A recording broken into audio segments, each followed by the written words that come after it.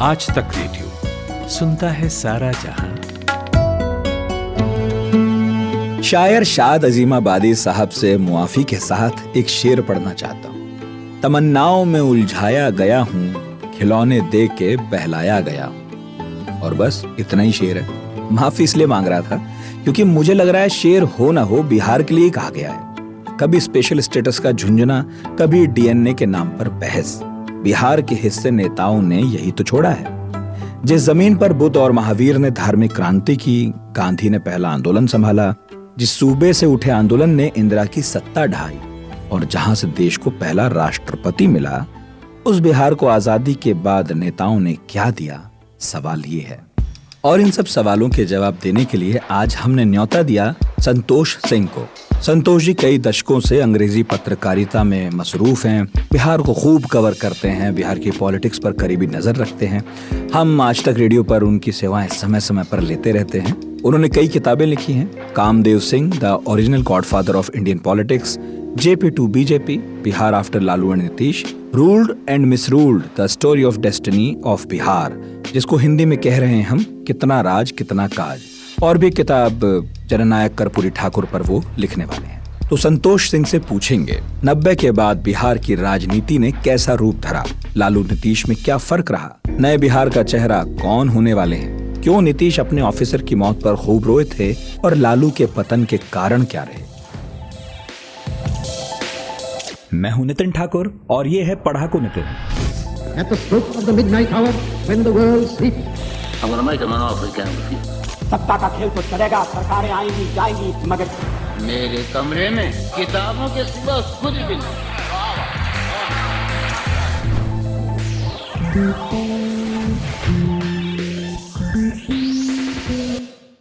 हम जब होश संभाल रहे थे तो हमने बिहार को एक ऐसे राज्य के रूप में देखा जो हमारे सामने पेश किया गया, जहां पर अपहरण एक उद्योग की तरह फलता फूलता है, जहां रोजगार नहीं है, जहां के लोग नौकरियों के लिए, जीवन यापन के साधनों को इकट्ठा करने के लिए अभिशप्त हैं कि वो अपने राज्य को छोड़कर बाहर निकले पूरे देश में। मेहनती हैं वो, लेकिन ये भी एक बात है कि उन्हें अच्छी नजरों से नहीं देखा गया, जबकि वो राज्य इतने मेहनतकश लोगों का घर है। हमने लालू का काल देखा, राबड़ी भी हमें याद है, और उसके बाद नीतीश कुमार, और फिर मिली जुली सरकारों का वो दौर जिसमें कभी नीतीश इधर थे कभी उधर। लेकिन संतोष जी आज आप हमारे साथ हैं और आपने तो कई किताबें बिहार पर लिखी हैं। और सर ये भी सही है कि एक जर्नलिस्ट जो होता है वो सब कुछ नहीं लिखता, बहुत कुछ छोड़ देता है इसलिए कि बाद में लिखूंगा, और कई बार इसलिए कि उसे लगता है लिखा नहीं जाना चाहिए शायद।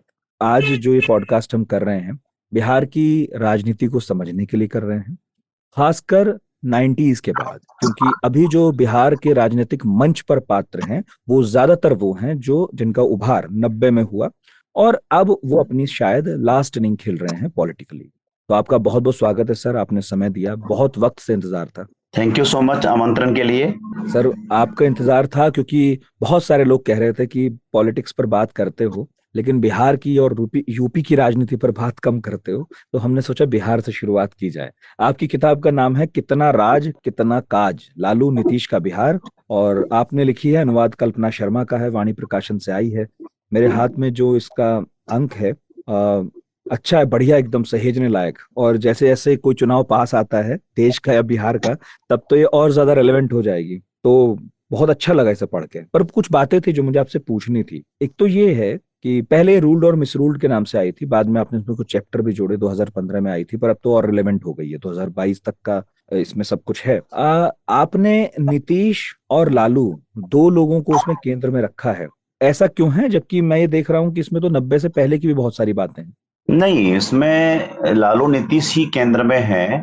और जब मैं इस किताब का जब कंसेप्ट हो रहा था तो बात थी कि मुझे एक टाइटल दिया गया ब्लूम्सबरी ने, रूल्ड और मिसरूल्ड। ये थीम उन्हीं का दिया हुआ था जो कि बाद में किताब की टाइटल बन गई, थीम थी हमारी। तो हमसे जब आइडिया मांगा गया तो हमने उसको आइडिया दिया, और उनका रिलेवेंस वही था जो आपकी दिलचस्पी जिसमें है, जिस सब्जेक्ट में कि 90 के बाद का क्या बिहार था, वही उनकी दिलचस्पी भी उसी में थी। तो फिर मैंने कहा कि आप देखिए, आप वृक्ष की बात कर रहे हैं तो उसकी जड़ों की भी थोड़ी सी चर्चा जरूर होनी चाहिए, क्योंकि सारी चेतनता जड़ों से आती है, उसकी चर्चा के बिना किताब संपूर्ण नहीं होगी।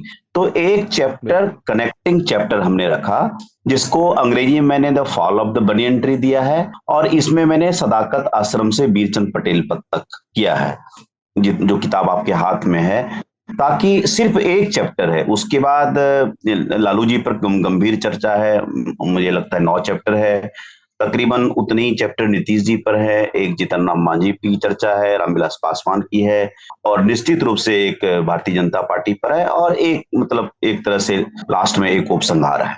जी जी। तो ये जो किताब है, हम देख रहे हैं कि 90 बड़े अच्छे ढंग से चित्रित किया गया है, लेकिन आपके शब्दों में सुनना चाहूंगा कि 90 का बिहार कैसा है, 88, 89, 90, वो आपकी नजरों से बताइए, क्या हो रहा है उस बिहार में? बहुत ही, आपने जिस साल का जिक्र किया ना, बहुत ही लैंडमार्क ईयर है मेरे लिए। एक पर्सनल अकाउंट भी मैंने उसमें डाला है मैं जब एक तारापुर छोटी सी जगह है मुंगेर में, वहां मेरे पिताजी शिक्षक थे, तो जब वहां से निकल करके मैं जब टीएनबी कॉलेज भागलपुर पढ़ने के लिए अंग्रेजी की प्रतिष्ठा के साथ इंग्लिश ऑनर्स के लिए तो नाम लिखाया था, तो वो मेरा सत्र था 88 से 91। और मैं इसीलिए बता रहा हूं कि आपने उसी कालखंड का जिक्र किया है।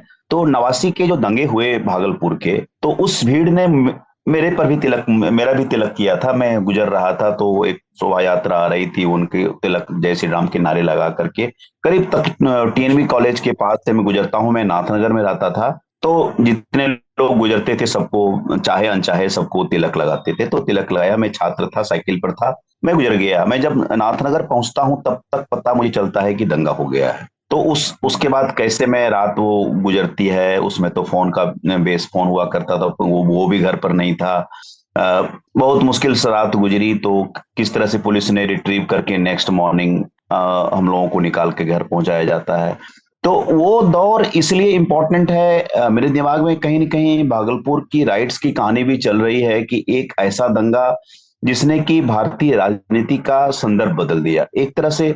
उसके बाद जो मंडल और कमंडल की पॉलिटिक्स पूरे देश में वो पूरी तरह से आप शार्पन हो गई, और कांग्रेस ने पूरी तरह से प्लॉट अपना लूज कर दिया। कहते हैं कि लूजिंग मैंने, Congress lost Bihar lock stock and barrel. उसके बाद जो मुस्लिम का मोहभंग हुआ उनसे, और जिस प्रकार छोटा और एक नया नायक लालू प्रसाद के रूप में तैयार होता है, और किस प्रकार से वोट शिफ्ट कर जाता है, पूरी तरह से एक ब्लॉक शिफ्ट कर जाता है उनकी तरफ से। और उसके बाद आप देखिए कि बिहार की राजनीति में कांग्रेस फिर से उसके बाद उबर नहीं पाई, एक ही बार वो विपक्ष में रही। उसके बाद तो जो दूसरा चुनाव हुआ 90 के बाद का जो चुनाव होता है, उसमें भारतीय जनता पार्टी विपक्ष के रूप में आ जाती है। तो 88, आप मैं कहूंगा 89 और 90 और इवन 91 को भी आप जोड़ लें तो ये बिहार की राजनीति के लिए, देश की राजनीति के लिए बहुत ही लैंडमार्क ईयर है। और इसमें विश्वनाथ प्रताप सिंह प्रधानमंत्री बनते हैं, यहाँ भागलपुर राइट्स होता है, और 90 में यहाँ चुनाव कांग्रेस हार जाती है, और लालू प्रसाद जी को प्रोजेक्ट नहीं किया गया था। विश्वनाथ प्रताप सिंह के चॉइस थे राम सुंदर दास, लेकिन ये लोकप्रिय थे लालू प्रसाद। तो फिर वो कहानी भी किताब में है, किस प्रकार लालू प्रसाद फोन करते हैं चंद्रशेखर को कि बाबू साहब आप देखते हैं, देख रहे हैं क्या हो रहा है, मेरे साथ अन्याय हो रहा है।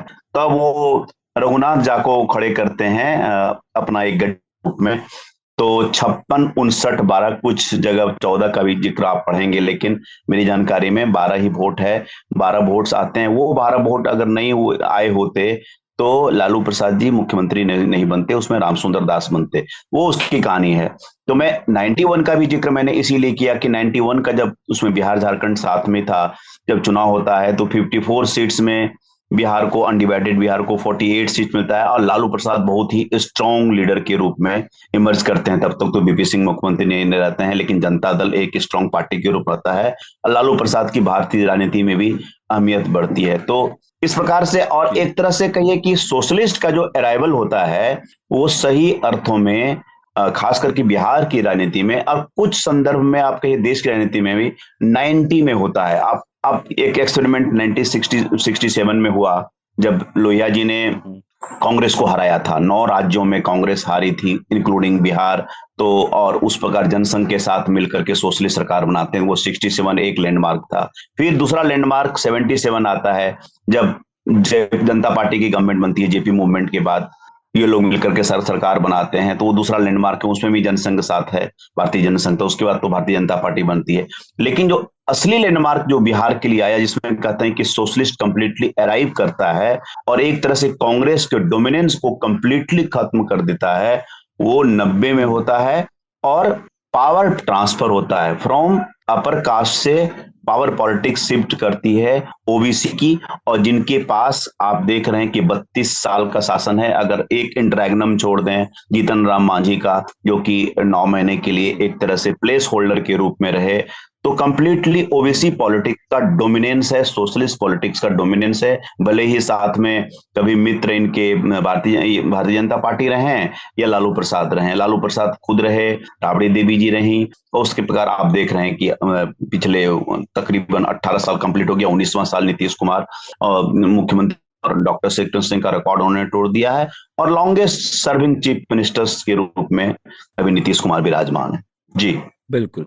अभी जो आप दौर बता रहे हैं और आप बहुत सारे ऐसे बिंदु बता रहे हैं जिसने बिहार को बदल कर रख दिया, या कम से कम बिहार की राजनीतिक पटकथा यहीं से, जो 3 दशकों की, यहीं से शेप लेती है। थोड़ा पीछे जाना चाहूंगा क्योंकि तब समझ में बहुत सारी चीजें और भी आएंगी। लालू प्रसाद यादव और नीतीश कुमार दोनों पटना के युवा नेता, थोड़ा इनके बारे में बताइए, थोड़ा दोनों का बैकग्राउंड बताइए, क्योंकि किताब पर दोनों के चेहरे हैं। दोनों ने इन 3.5 दशकों में बिहार पर शासन किया है। कहाँ से आते हैं, इनकी जड़ें क्या हैं, और बाद में परिलक्षित भी होता है जो उनका बैकग्राउंड है उनके कामों में। देखिए, लालू प्रसाद जी की जो शुरुआत होती है ना, वो बहुत ही दिलचस्प है और एक तरह से मैं कहूंगा कि एक प्रेरणादायक भी है। किस प्रकार से गोपालगंज के एक छोटे से गांव फुलवरिया से उठ करके एक लड़का आता है, करीब मतलब मुझे लगता है कि 60 का लास्ट होगा, मतलब लेट 60s में आए होंगे वो तकरीबन पटना।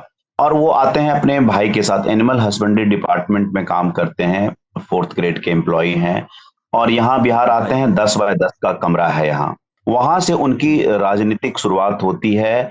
और एक लड़का जो गांव में रहता है, जो लोहा सिंह का नाटक देख करके बड़ा हुआ है, रामेश्वर सिंह कश्यप, जो कि लोहा सिंह का पात्र के रूप में मशहूर जो रेडियो पर नाटक हुआ करता था, जो रेडियो पे आता था। और वो नाटक को सुन करके वो उनको पहला गुरु मानते थे कि मेरे किस प्रकार की भाषण शैली कैसी होनी चाहिए, कैसे पब्लिक प्लेस में बोला जाए। यहाँ तक कि मिलर स्कूल में उनका एडमिशन नहीं हो रहा था, तो उन्होंने एक लंबा सा संवाद उस नाटक से सुना दिया। उससे प्रभावित होकर के कहा जाता है कि प्रिंसिपल ने उनको कंसिडर कर दिया और उसका एडमिशन ले लिया। तो लोहा सिंह उनके पहले गुरु थे। और एक प्रिंसिपल पहचान गया कि हुनरमंद बच्चा है, एकदम हुनरमंद बच्चा है। और इतना लंबा भरा पूरा परिवार में, जिसमें कि कोई कुछ नहीं कह रहा है। तो 1-2 भाई की नौकरी है यहाँ पटना में, जो कि एनिमल हस्बेंड्री डिपार्टमेंट में है, और ये गांव में कुछ नहीं कर रहे हैं। और तरह तरह की इनकी वो प्रैंक्स वो कर रहे हैं। एक बार गांव में उन्होंने शायद हींग बेचने वाला आया था, तो पूरा हींग का डब्बा जो उनका पोटली ही भांग में उसमें कुएं में डाल दिया था। तो जो भी पानी निकलता था, तो कई दिनों तक वो हींग की खुशबू, या कहिए कि वो थोड़ा सा पंजेंट जो पानी लोगों को पीना पड़ा। तो ये ऐसे उनके कारनामे थे। तो पिताजी ने कहा कि नहीं, आप तुम यहाँ से निकलो, तुम यहाँ तुम्हारे लिए सही नहीं है। तो अब यहाँ आते हैं, तो यहाँ इनकी राजनीतिक शुरुआत में मतलब ये इनका अंदाज तो वही रहता है, निराला ही अंदाज रहता है। और लेकिन मोड़ तब आता है जब पूसू का चुनाव होता है। पटना यूनिवर्सिटी स्टूडेंट्स यूनियन का जब चुनाव होता है, 71 में तो हार जाते हैं, 73 में ये जीतते हैं। और संयुक्त सोशलिस्ट पार्टी के कैंडिडेट हैं, SYS छात्र विंग, SYS का, जो उसमें सोशलिस्ट ग्रुप का जो उसका स्टूडेंट विंग होता था, वहां जीतते हैं। और मतलब ये लोग जो इसमें साथ में ये भी ABVP भी हैं, इनके जनरल सेक्रेटरी सुशील कुमार मोदी होते हैं, और उसमें असिस्टेंट सेक्रेटरी रविशंकर प्रसाद होते हैं उस टीम में। तो 73 में जीतने के बाद पहली बार नोटिस होते हैं। और इनके लिए अच्छा क्या हुआ लालू जी के लिए ये 74 का आंदोलन 73 के तुरंत बाद होता है। तो एक छात्र स्टूडेंट्स यूनियन के प्रेसिडेंट होने के नाते उन्होंने बहुत सारी सभाएं की, जहां की उन्होंने जयप्रकाश नारायण को भी बुलाया, बड़े बड़े लोगों को होस्ट करते थे, तो एक पहचान बन गई। तो 74 के मूवमेंट में उनको एक स्टूडेंट की तरफ से लीड करने के लिए एक उनको मौका मिला, और उन्होंने, सुशील मोदी ने मुझे बताया था किस प्रकार उन्होंने अपनी मृत्यु की अफवाह फैला दी सिंपैथी बटोरने के लिए। फिर दूसरे दिन लोगों को पता चला कि नहीं, लालू प्रसाद तो जिंदा हैं। तो ये इस तरह की वो अच्छा, चीजें करते रहते। मतलब लालू शुरू से ही इस मामले में तेज तर्रार थे, वो समझ गए थे मीडिया की ताकत क्या है। कंप्लीटली उन्होंने अपनी रस्टिसिटी को, शोमैनशिप को, अपने थिएट्रिक्स को बहुत भुनाया। वो उन्होंने शुरुआत से संतोष जी, हाँ, मैं मतलब जी। यहीं पे ये पूछना चाहूंगा कि ये तो बड़ा इंटरेस्टिंग है ना कि एक बच्चा जो इतने पिछड़े इलाके से आता था, जिसके गांव घर में कोई भी राजनीति से जुड़ा नहीं था, बहुत ज्यादा पढ़े लिखे लोग भी नहीं थे, और वो सिर्फ पटना आया, और पटना में आके उसने ये सारी चीजें, राजनीति के जो जोड़ तोड़ हैं या उसके जस्ट पहले की जो चीजें हैं कि चर्चा में कैसे रहना है, किन मुद्दों को उठाना चाहिए, नेतागिरी उन्हें कभी विरासत में नहीं मिली। उन्होंने नेतागिरी अगर की तो उन्होंने वो अर्न किया। तो ये बात आपको चमत्कृत नहीं करते कि उन्होंने बड़ी जल्दी ये सब सीख समझ लिया? हाँ, एक निश्चित रूप से चमत्कृत करती है। तभी तो मैंने एक लाइन ऐड किया ना कि वो किसी को इंस्पायर कर सकता है। और एक तरह से जो एक पॉलिटिक्स का जो कोड था ना, पहले भी जनता दरबार लगा करते थे, चंद्रशेखर सिंह मुख्यमंत्री थे, लेकिन होता था क्या कि जनता दरबार जो लालू प्रसाद लगाते थे अपने मुख्यमंत्री बनने के बाद, वो एक नायाब होता था। एक कांग्रेस के टाइम में या किसी भी गवर्नमेंट में, स्टैंडर्ड गवर्नमेंट पे ये प्रोटोकॉल होता है कि कोई समस्या हो तो मुख्यमंत्री सीधे थानेदार से बात नहीं करते हैं, वो डीजीपी से बात करेंगे, डीजीपी फिर नीचे एडीजी से करेंगे, एडीजी आईजी से करेगा, फिर वो फिल्टर होके एसपी तक जाएगा, एसपी थानेदार से बात करेगा, वो भी बल्कि डीएसपी से बात करेगा। ये लेटर होता था इनके पास। ये शुरुआत से ही कंसेप्ट था कि ये पीपुल फ्रेंडली थे और ये प्रोटोकॉल में विश्वास नहीं करते थे। इनका था कि इन्होंने अपने रस्टिसिटी को, पीपुल्स लैंग्वेज, लोगों को पहले ये बताया कि I am there for you, मैं आपकी भाषा मैं बोल सकता हूं, ये लोग नहीं बोल सकते। शुरुआत में निश्चित रूप से इनको हल्के में लिया गया। शिवानंद तिवारी बोलते थे कि कैसे, मतलब इनके गले से पहले आवाज नहीं निकलती थी। जब शिवानंद तिवारी उसमें सीनियर नेता हुआ करते थे, क्योंकि उनके पिताजी रामानंद तिवारी पूर्व मंत्री, स्थापित नेता ऑलरेडी थे। शिवानंद तिवारी लालू प्रसाद जी से उम्र में बड़े हैं और वो भी एक यंग लीडर के रूप में इमर्ज कर चुके थे। तो वो पहला वाकया बताते हैं कि पहली बार जो नारा लगाया था, इसकी गले से आवाज नहीं निकल रही थी, लेकिन एक बार चुनाव था तो चुनाव में एक कैंडिडेट को इन्होंने तमाचा जड़ दिया था, मतलब इनके पक्ष के लिए। तो वहां से वो हिम्मत देखा, तो उसके बाद वो एक लीडर के रूप में कैसे वो इमर्ज करते हैं, वो कहानी बड़ी इंटरेस्टिंग है। और बाद में ऑफकोर्स कर्पूरी ठाकुर के करीब होने की उन्होंने कोशिश की, बहुत करीब नहीं हो पाए, लेकिन एक तरह से आप कहिए कि मैं लालू जी के पहले कंप्लीट कर लेता हूं, फिर नीतीश जी पर आता हूं कि अब जो उनका देखिए 74 के बाद जो उनका लैंडमार्क है, पहला लैंडमार्क 73, फिर 74, और 74 में आप निश्चित रूप से 75, 76 इमरजेंसी सारी कहानियां जुड़ जाएगी क्योंकि एक दूसरे से रिलेटेड है। तीसरा लैंडमार्क में बताता हूं 77। 77 में 29 साल का एक लड़का चुन करके पार्लियामेंट जाता है, विधायक वो जीत कर गया, हाँ, सांसद हो गया, सांसद जी, सांसद हो गया। और वो जाकर के जब सांसद हो जाता है तो एक राष्ट्रीय एक रिकॉग्निशन, एक लोगों ने नोटिस किया, रिकॉग्निशन तो बाद में हुआ, लेकिन लोगों को नोटिस किया कि हाँ, एक नए तरीके का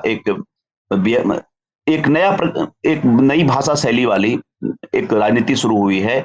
एक गवई अंदाज का नेता बिहार से आया है, वो अपने ही अंदाज में बोलते थे, तो संसद में भी हुए। तो 77 की तब तक तो लोग उनको पहचान गए थे। और धीरे धीरे जो एक वर्ग था, अब एक ये मत भूलिए कि कर्पूरी, इनके पहले जो बड़े नेता, और अभी तक के मैं मानता हूं कि बिहार की राजनीति में सबसे बड़े नेता के रूप में मैं मानूंगा कर्पूरी ठाकुर, जननायक कर्पूरी ठाकुर उनको कहा जाता था। तो उनका डोमिनेंस था और वो उनको जननायक कहा जाता, वो किसी कास्ट के लीडर नहीं थे। लेकिन जब लालू प्रसाद के डोमिनेंस के पहले ही एक तरह से, चूंकि यादवों की संख्या ज्यादा थी, तो एक प्रकार यादव डोमिनेंस बिहार की पॉलिटिक्स में होना शुरू हो गया, तो उसकी आहट आ गई थी उसमें। अच्छा, लेकिन क्या लालू प्रसाद यादव के सिनेरियो में आने से पहले यादवों के इतने बड़े नेता नहीं थे कोई कि वो सीएम पद तक पहुंच सके? ये मैं बस बीच में एक छोटा सवाल पूछा हूं। हाँ, नहीं नहीं, मैं बता रहा हूँ, मैं उसी सवाल पा रहा था। ये जैसे कि अनूप अनूप लाल यादव या मंडल जो बोले हैं, और विनायक विनायक मंडल और गजेंद्र हिमांशु, तीन बड़े नेता थे। जी, तीनों यादव समाज से यादव। आते थे।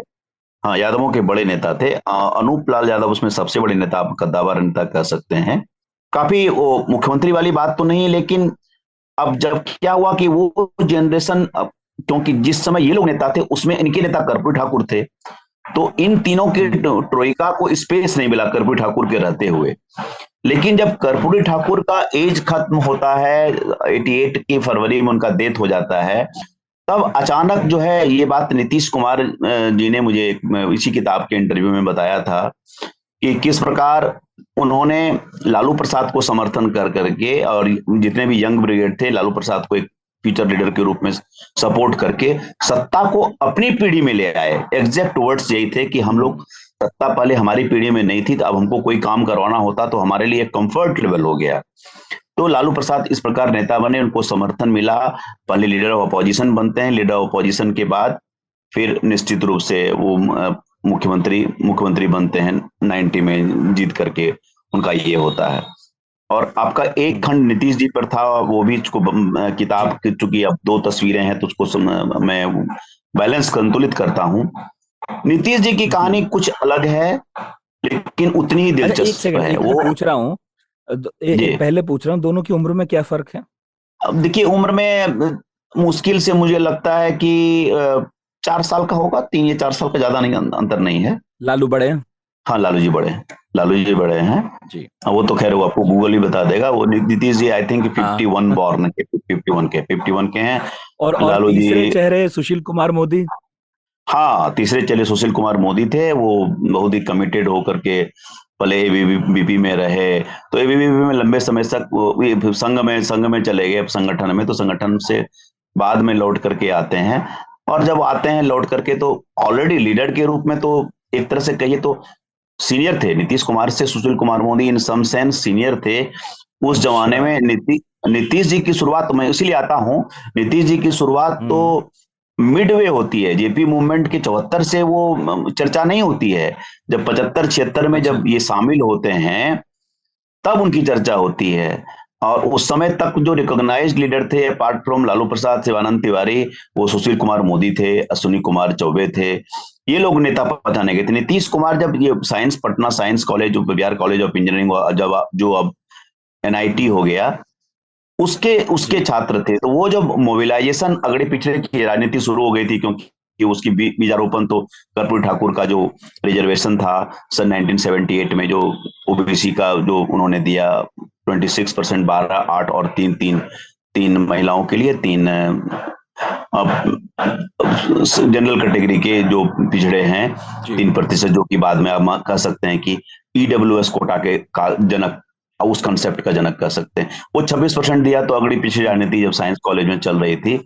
लेकिन नीतीश कुमार आते हैं नालंदा के एक छोटे से गांव से, कल्याण बिघा। हालांकि रहे वो बख्तियारपुर, जो कि पटना में है, वो बहुत ज्यादा कल्याण बिघा से ज्यादा दूरी पर नहीं है, 10-15 किलोमीटर की दूरी पर है। वहां दोनों जगह घर है उनका, गांव में कम रहे, बख्तियारपुर में ज्यादा रहे। उनके पिताजी पंडित ये कविराज राम लखन सिंह वैद्य एक कांग्रेस के लीडर थे, और वो जी। फ्रीडम फाइटर होते हुए भी उनको कहीं जगह नहीं मिली, कांग्रेस ने उतनी तरजीह नहीं दी। इस बात की कसक नीतीश कुमार को थी कि मेरे पिताजी को उचित सम्मान नहीं मिला। तो वो इंटरव्यू के टाइम में, पिताजी वो जब कॉलेज में पढ़ रहे थे, तभी से वो राजनीति में उनकी दिलचस्पी हो गई। और जब शामिल हो गए थे, तो पिताजी ने उनको कहा कि तुम तो इतने में मसरूफ हो गए हो राजनीति में, पता चलेगा जब मेरी मृत्यु हो जाएगी, तुम घर पर नहीं रहोगे। एग्जैक्टली वैसा ही हुआ। और उनके पिताजी की जब मृत्यु हुई थी, किस प्रकार से वो प्रिया स्कूटर पर बैठ करके दोस्त के पीछे से पिताजी के क्रिमेशन में शामिल होने के लिए पहुंचते हैं। तो नीतीश कुमार जी का एक तरह से कहिए कि बिहार कॉलेज ऑफ इंजीनियरिंग के बाद वो इलेक्ट्रिकल में की इंजीनियर हैं। उनको नौकरी भी मिली, रांची भी गए, लेकिन उन्होंने एक भी दिन नौकरी नहीं की और लौट के आ गए। क्योंकि नौकरी वो तो क्लियर लालू थे। लालू प्रसाद यादव को भी मिली थी ना? और सरकारी उनको नहीं मिली थी, वो उनको प्राइवेट नौकरी मिली थी। उनको प्राइवेट नौकरी थोड़ी सी मिली थी, तो वो गवर्नमेंट जॉब नहीं था उनको। वो था कि एडहॉक बेसिस पर होता है ना, जो एम्प्लॉय करता है, तो जी वो जी मिल जी। गया था, उसके उसके कारण वो खुश हो गए थे। लेकिन जब पटना, वो जब राजनीति में 74 के बाद, तो उनकी राजनीति एक तरह से कहिए कि खिल गई, और फिर 77 में आते आते तो वो एमपी बन गए, फिर 80 में सोनपुर से जीत करके वो फिर एमएलए बनते हैं। फिर तो उनको एमएलए एमपी बनते रहे, और फिर जाकर के इवेंचुअली 90 फिर में तो लीडर जरूरत ही बनते नहीं हैं। पड़ी। हाँ।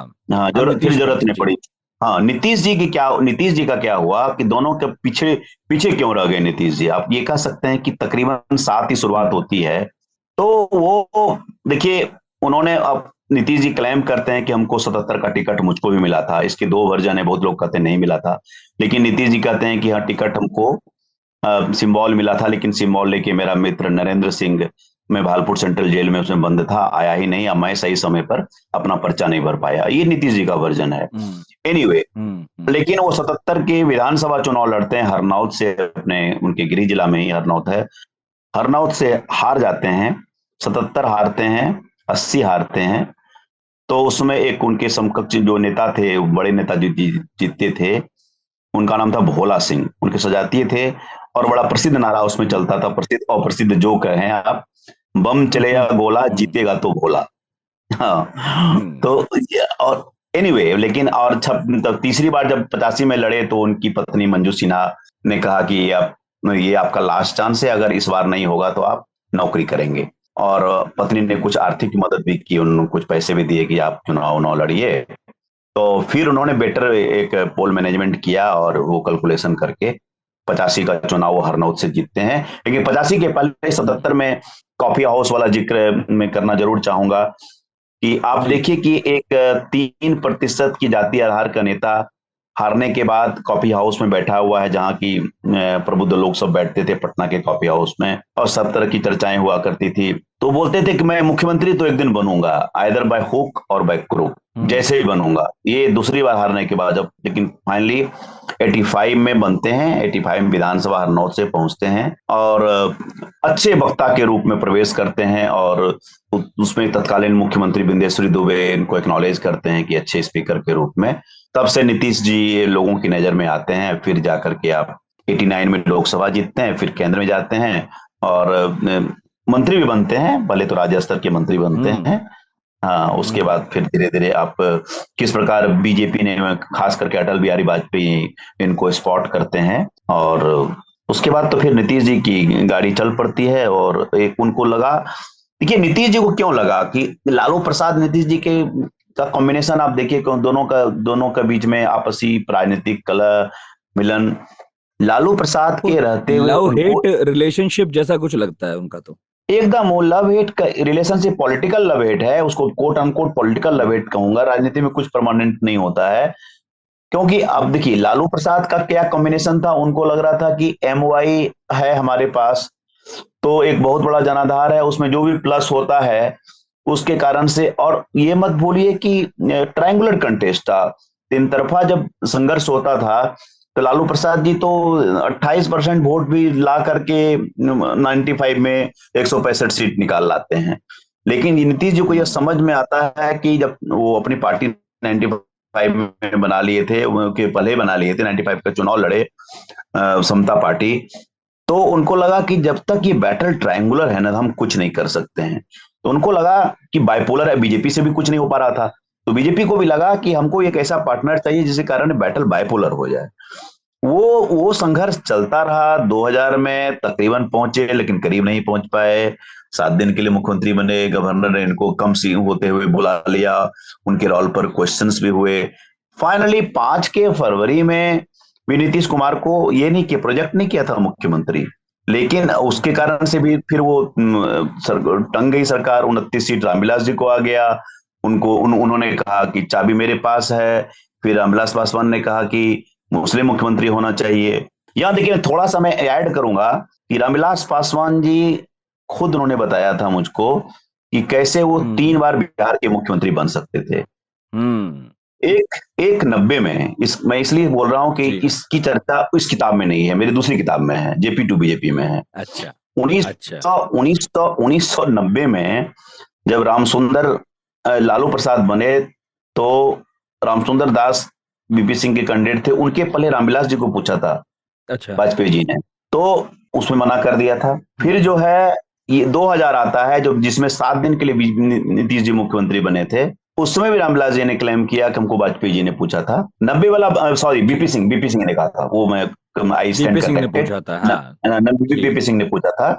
2000 में जी। वाजपेयी जी ने पूछा था। 2000 में वाजपेयी जी ने पूछा जी। था। वो उन्होंने जिक्र भी किया है कि किस प्रकार वो मीटिंग से बाहर आते बोले हैं कि और मुझे किस केंद्र की राजनीति करनी है। जी। मुझे केंद्र की राजनीति करनी है। आपने बहुत अच्छी तरह से पढ़ा है। तो केंद्र की राजनीति करनी, ये करके कह दिया। और वो उन्होंने कहा कि अगर मैं मुस्लिम मुख्यमंत्री का वो कंडीशन नहीं रखता तो लोग तो तैयार थे कि भाई मुस्लिम वाला क्लाउज हटा दीजिए, आप खुद बन जाइए, तो 29 सीट ला करके मैं मुख्यमंत्री बन सकता था। लेकिन मेरी राजनीति में, बन जाता। मतलब राज की राजनीति में दिलचस्पी नहीं थी, मुझे एक नेशनल पॉलिटिक्स करनी थी, इसलिए नहीं बना। तो ये तथ्य है। तो इस नीतीश कुमार का इस प्रकार से ये राइज होता है। और फिर तो बाद का जो राजनीतिक खेल है, उठा वो, पटक, वो हाँ, आपको उस पर पता है। धीरे धीरे आऊंगा।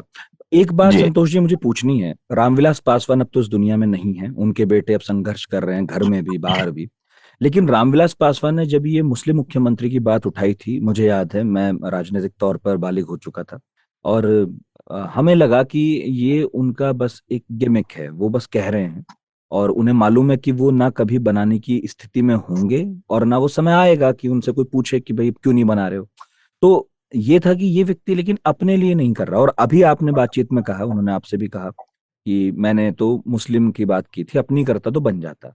ये वाकई कोई सीरियस उनका बयान था? वो वाकई सीरियस थे क्या इस मांग को लेकर? वो करते ऐसा लगता है उस दौर में?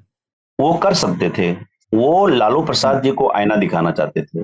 वो देखिए, एक बहुत बड़ा ब्लॉक लालू प्रसाद के पास जब 90 के बाद शिफ्ट कर गया, तो ये उनका हम्म। एक बहुत बड़ा एक तरह से पॉलिटिकल ये था, मास्टर स्ट्रोक था, जिसमें कि लालू प्रसाद को उन्होंने बैकफुट पर डाल दिया। अगर लालू हम्म। प्रसाद, वो उन्होंने ये किया कि क्या आप परिवार से बाहर आ सकते हैं? उन्होंने चुनौती दी, हम्म। आप इतने अगर अकलियत के इतने बड़े हिमायती हैं, हम तो अपने परिवार से नहीं कह रहे हैं, तो आप भी अपने परिवार से मत कहिए और एक मुस्लिम मुख्यमंत्री बने। तो एक तरह से उन्होंने लालू प्रसाद जी को भी एक्सपोज किया, उनकी मुस्लिम पॉलिटिक्स को भी एक्सपोज किया। और अपना उन्होंने एक तरह से अपर हैंड रखा। भले ही खुद मुख्यमंत्री नहीं बने, लेकिन उन्होंने फिर से हम्म। चुनाव करवा दिया। अलग बात है, उसके बाद उनको 9 सीट पर सिमट गई पार्टी, उनके जीत के कारण से बिहार को एक ही साल में 2 चुनाव लड़ना पड़ा। लेकिन पॉलिटिकल कंस्टिट्यूएंसी को बनाने में, थोड़ी बहुत to an extent political constituency को फ्यूचर में इरोड करने में, और एक अच्छी हम्म। पॉलिटिकल पोस्चरिंग के रूप में इसको जाना जा सकता है। बिल्कुल। अब मुझे याद है उस चुनाव में, प्रचार में, वो एक ओसामा बिन लादेन का हम शक्ल लेकर घूमते थे, उनकी बड़ी आलोचना भी होती थी उस पर। बहुत सारे लोग उस पर आलोचना करते थे। तो ये आपने मुझे जो सिनेरियो खींचा, जो बताया, ये 90 के दौर का, और लालू नीतीश के बारे में वो कहाँ से आए, इनफैक्ट रामविलास भी हमारी बातचीत में आ गए। लालू जब मुख्यमंत्री बने तो बहुत जल्दी उन्हें मौका मिल गया कि वो पिछड़ों के नेता से धर्मनिरपेक्ष नेता के तौर पर भी दिखाई दें। आप ही ने अपनी किताब में कई बार लिखा और कहते भी हैं कि उन्हें जल्दी जल्दी सब थाली में मिल गया। परिस्थितियों ने कुछ इस तरह की उनके हक में बातें बना दी कि उन्होंने भी बहुत फुल टॉस पर छक्के मारे। फिर ये कैसे हुआ कि वो इतने संकुचित दायरे में आते चले गए, बस यादवों के नेता रह गए, तोहमतों का दौर शुरू हुआ, और ये भी बहुत जल्दी हुआ? देखिए, अगर दो तीन अगर पॉलिटिकल थ्योरी की बात करें, तो मैं ही बहुत ही सरल शब्द में कुछ टर्म्स का इस्तेमाल किया है, जिसको कि एक राजनीतिक सिद्धांत के तौर पर भी आप उसको डिकोड कर सकते हैं। मैंने यूज किया है किताब में। लालू प्रसाद ने 3-4 बातें की। वो जब आए तो उन्होंने पॉलिटिक्स का मंडलाइजेशन ऑफ पॉलिटिक्स किया, वर्नाकुलराइजेशन ऑफ पॉलिटिक्स किया, सेकुलराइजेशन ऑफ पॉलिटिक्स किया। यहां तक प्रश्न पूछ रहे हैं। और अब आपके प्रश्न का आंसर है चौथे टर्म में, कहां से उनका डाउनफॉल शुरू होता है, नोज डाइव कहां से। जी। जब उन्होंने यादवाइजेशन ऑफ पॉलिटिक्स शुरू किया ना, वहीं से हाँ। प्रॉब्लम शुरू हो जाता है। अब देखिए, 95 से 95 तक वो गरीब गुरबा, उन्हीं का टर्म दिया है, गरीब गुरबों के नेता थे, पिछड़ों के नेता के रूप में जाने जाते थे। और जो ईबीसी, जो आप जिसका वोट अभी मैंने सेंसस में 36.1 आया, जिसकी राजनीति अभी बहुत जोर शोर से चल रही है और चलेगी, चल रही है, चलेगी, हाँ। उनका भी जबरदस्त समर्थन मिला पहले दौर में। उनको लगा कि पिछड़ों का एक नेता आ गया। लेकिन जब सेंस ऑफ एम्पावरमेंट हुआ और उन्होंने धीरे धीरे जब कैलकुलेशन किया कि 17% मुस्लिम्स के, 14% इनके, तो 30% का तो हमारे पास बैंक है, उसके बाद जो निश्चिंत हम हो बिल्ड गए। करेंगे वो, हाँ, वो एक एश्योर्ड, एक पॉकेट बोरो है, वहां से स्टार्ट हम करते हैं। तो ये जब हुआ, और जब 28% लेकर के ट्रायंगुलर कंटेस्ट में 95 निकाल लेते हैं, ये मत भूलिए कि 95 में बूथ कैप्चरिंग निश्चित रूप से, जब टीएन सेशन आ गए थे, नकेल कस दिया था, अरे वो ऑलमोस्ट कंट्रोल बहुत हद तक, मैं नहीं कह रहा हूँ खत्म हो गया था, हुआ था तब भी हुआ था, लेकिन एक तरह से नकेल बहुत तरह से कस गया था। उसके बाद भी चुनाव जीत जाते हैं, वो कहते लालू प्रसाद जिन निकलेगा, वो जो जिन अच्छा, बोलते वो थे वो हाँ, ईबीसी, ईबीसी वोट को इशारा वो करते थे। उसको हाँ। कहते थे। अच्छा, और मुझे वो वाला थोड़ा सा वाकया छू के निकलिए, ये आपने बड़ा अच्छा याद दिलाया कि चुनाव हम्म। आयोग से उनकी तनातनी कैसे चलती थी। क्योंकि बाकी देश में परसेप्शन था और हम तो बिहार में रहते नहीं थे कि लालू प्रसाद यादव की पार्टी बूथ कैप्चरिंग कराती है, बिहार में एकदम जो है जंगल चल रहा है, और अब चुनाव आयोग का डंडा पड़ा और अब ये सही कर देंगे। ये वाला पूरा ये थोड़ा बड़ा पूरे इंटरेस्टिंग है। भयंकर, वो जबरदस्त चलता था। वो पोस्टर पोस्टर ये दिन में पोस्टर, ये पोस्टर लगवा देते थे, फिर चुनाव आयोग का आदेश आता था, इनको रातों रात पोस्टर हटाना पड़ता था, पूरा हम्म। स्प्लाश कर देते थे। तो वो टीएन सेशन के बारे में कुछ कुछ पब्लिक में भी इनडायरेक्टली, ज्यादा तो नहीं बोल हाँ। सकते थे, लेकिन बोलते थे कि ये कहाँ से आया है, क्या है। तो फिर वो इनको लगा कि जिस प्रकार का 90 में चुनाव हुआ था, आप सब जानते हैं कि बहुत जगह मेरे ही कुछ संबंधी रहा करते थे गढ़नीबाग इलाके में, तो इनफैक्ट मेरी सास बताया करती थी, वो दुनिया में नहीं रही, कि ये वोट देने जब वो लोग जाती थी तो कहते थे जाओ जाओ जाओ तुम लोगों का वोट पड़ गया, और भी इस तरह के उनके जो पढ़ पड़ोसी चुका हुआ है। करते थे, हाँ आपका वोट पड़ चुका। तो ये एक दो व्यक्ति की कहानी नहीं है, बहुत लोगों को उस समय कहानी थी। लेकिन 95 में हम्म। ये चीज बदला। तो चुनाव आयोग के साथ तो हुआ ही, लेकिन उससे मैं बड़ी बात मैं ये बोल रहा हूं कि लालू प्रसाद को लगा कि ईबीसी का वोट भी हमारे पास है। लेकिन जब 95 में जब यादव एसर्सन धीरे धीरे शुरू हो गया, किसी भी सबसे बड़ा जाति समूह है, उसको लगेगा कि हमारा नेता है। अभी भी आप बिहार के किसी गांव में जाएंगे, तेजस्वी और लालू प्रसाद के अगेंस्ट में आप मुखर रूप से बोलेंगे तो आपको बहुत ही एग्रेशन का सामना करना पड़ेगा। इतने एक कंस्टिट्यूंसी वो लोग पॉलिटिकल लीडर क्रिएट करते हैं। मेरे साथ भी हो गया, जिस वाकया बिल्कुल। का मैंने जिक्र भी किया है, हम्म। 2014 के चुनाव में हुआ था, मेरे साथ भी हुआ था, किसी भी रिपोर्टर के साथ हो सकता है कि वो आप स्टांस लेंगे। तो एक कंस्टिट्यूंसी लालू प्रसाद ने वो बहुत बड़ी क्रिएट की। लेकिन उसके बाद धीरे धीरे जो लोग थे, डेवलपमेंट डेफिसिट हो गया, गवर्नेंस के नाम पर कुछ नहीं हो रहा था। तो अब गवर्नेंस के नाम पर यहाँ ये चीज है कि और यूपी से जब घुसते थे बिहार, जब वो हिचकोले लेने लगता था इन्वेस्टर, तो उनको लगता था कि भाई अरे, बिहार मेरा आ सड़क गया। खराब, और हाँ। एक, हाँ, बिल्कुल। सड़क खराब, तो एक बार उनके साथ वो रोड वाले मंत्री भी साथ में चल रहे थे, तो उनको कहा था कि मन करता है कि तुमको ट्रैक्टर की ट्रॉली पर बिठा के 60 की स्पीड पर दौड़ा दें, तुमको पता चलेगा कि रोड खराब, रोड क्या होता है। लेकिन बोल तो दिया उन्होंने, लेकिन उन्होंने गवर्नेंस का काम नहीं किया। गवर्नेंस का काम जो नहीं किया ना, यही नीतीश कुमार को ओपनिंग मिलती है कि भाई सोशल हाँ। अरिथमेटिक अपनी जगह पर है, आप गुड गवर्नेंस दो। तो एक तो उन्होंने गुड गवर्नेंस को ऊपर रखा, और उसके बाद सोशल हम्म। अरिथमेटिक भी बीजेपी के साथ एक बहुत अच्छा सोशल कॉम्बिनेशन बनाया। तो ये दो, गुड बिल्कुल। गवर्नेंस, सोशल, और एक पर्सनालिटी कल्ट, कि लालू प्रसाद के समकक्ष कोई नेता नहीं था, तो एक अपनी छवि को प्रस्तुत किया कि नो नॉनसेंस है, एक आदमी जो कि जोक सुनाता है, मैं जोक नहीं सुनाऊंगा, आई मीन बिजनेस, मैं काम करूंगा, मैं रेमिंगटन टाइपराइटर के से लेकर के आईटी की तरह ले जाऊंगा।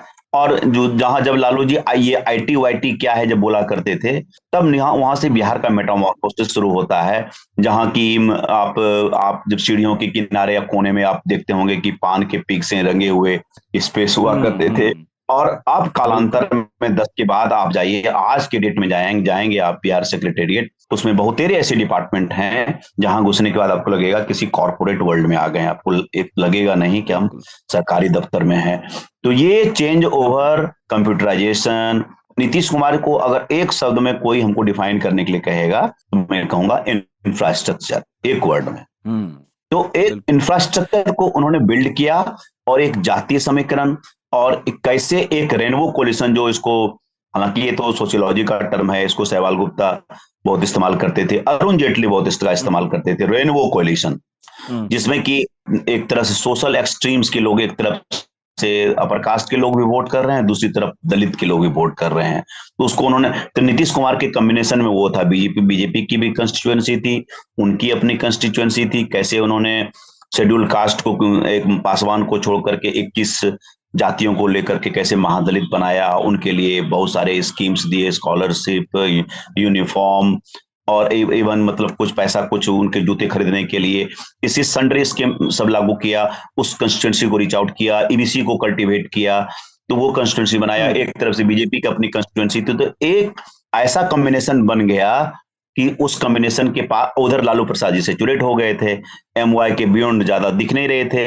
एमवाई प्लस में थोड़ा बहुत वही आता था जो मान लीजिए कि जगदानंद रघुवंश प्रसाद सिंह सरीखे जो नेता थे, जो अपनी पर्सनालिटी के बूते पर जीत जाते थे, लेकिन बियॉन्ड दैट वो सिंबोलिज्म के अलावा वो बहुत ही बड़ी कंस्टिट्यूंसी को रीच आउट नहीं कर पाए, या उस इमेज से नहीं निकल पाए। जी वही तो संतोष जी, ये सारी बातें सुन के और हमने जो देखा उससे एक ना तस्वीर बनती दिखती है। वो ऐसी है कि 90 में पुरानी राजनीति खत्म हुई, नए नेता उभरते हैं। 95, 96, 97, 99 आते आते उन 8-10 सालों में लालू प्रसाद यादव मजबूती से खड़े होते हैं, एक शानदार शुरुआत करते हैं।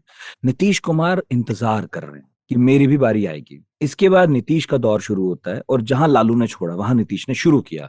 आप अक्सर अपनी बातों में कहते हैं कि लालू जब शुरू में आए उन्होंने पॉलिसी पर बड़ा काम किया, मशीनरी में घुसे वो, और वो देखते थे क्या सही कर दूं क्या नहीं। लेकिन बाद में वो इलेक्टोरल पॉलिटिक्स में कुछ ज्यादा घुस गए। उन्हें समझ में आया कि एमवाई समीकरण है, ये अपना ठीक है, कंफर्टेबल है। फिर वो थोड़े कंफर्टेबल हो भी गए। फिर कुछ उनके ससुराल वालों ने भी, जो साले हैं, उन पर भी उनका बड़ा प्रेम था, वो भी आरोप लगा, परिवारवाद में घिर गए, चारा में घिर गए।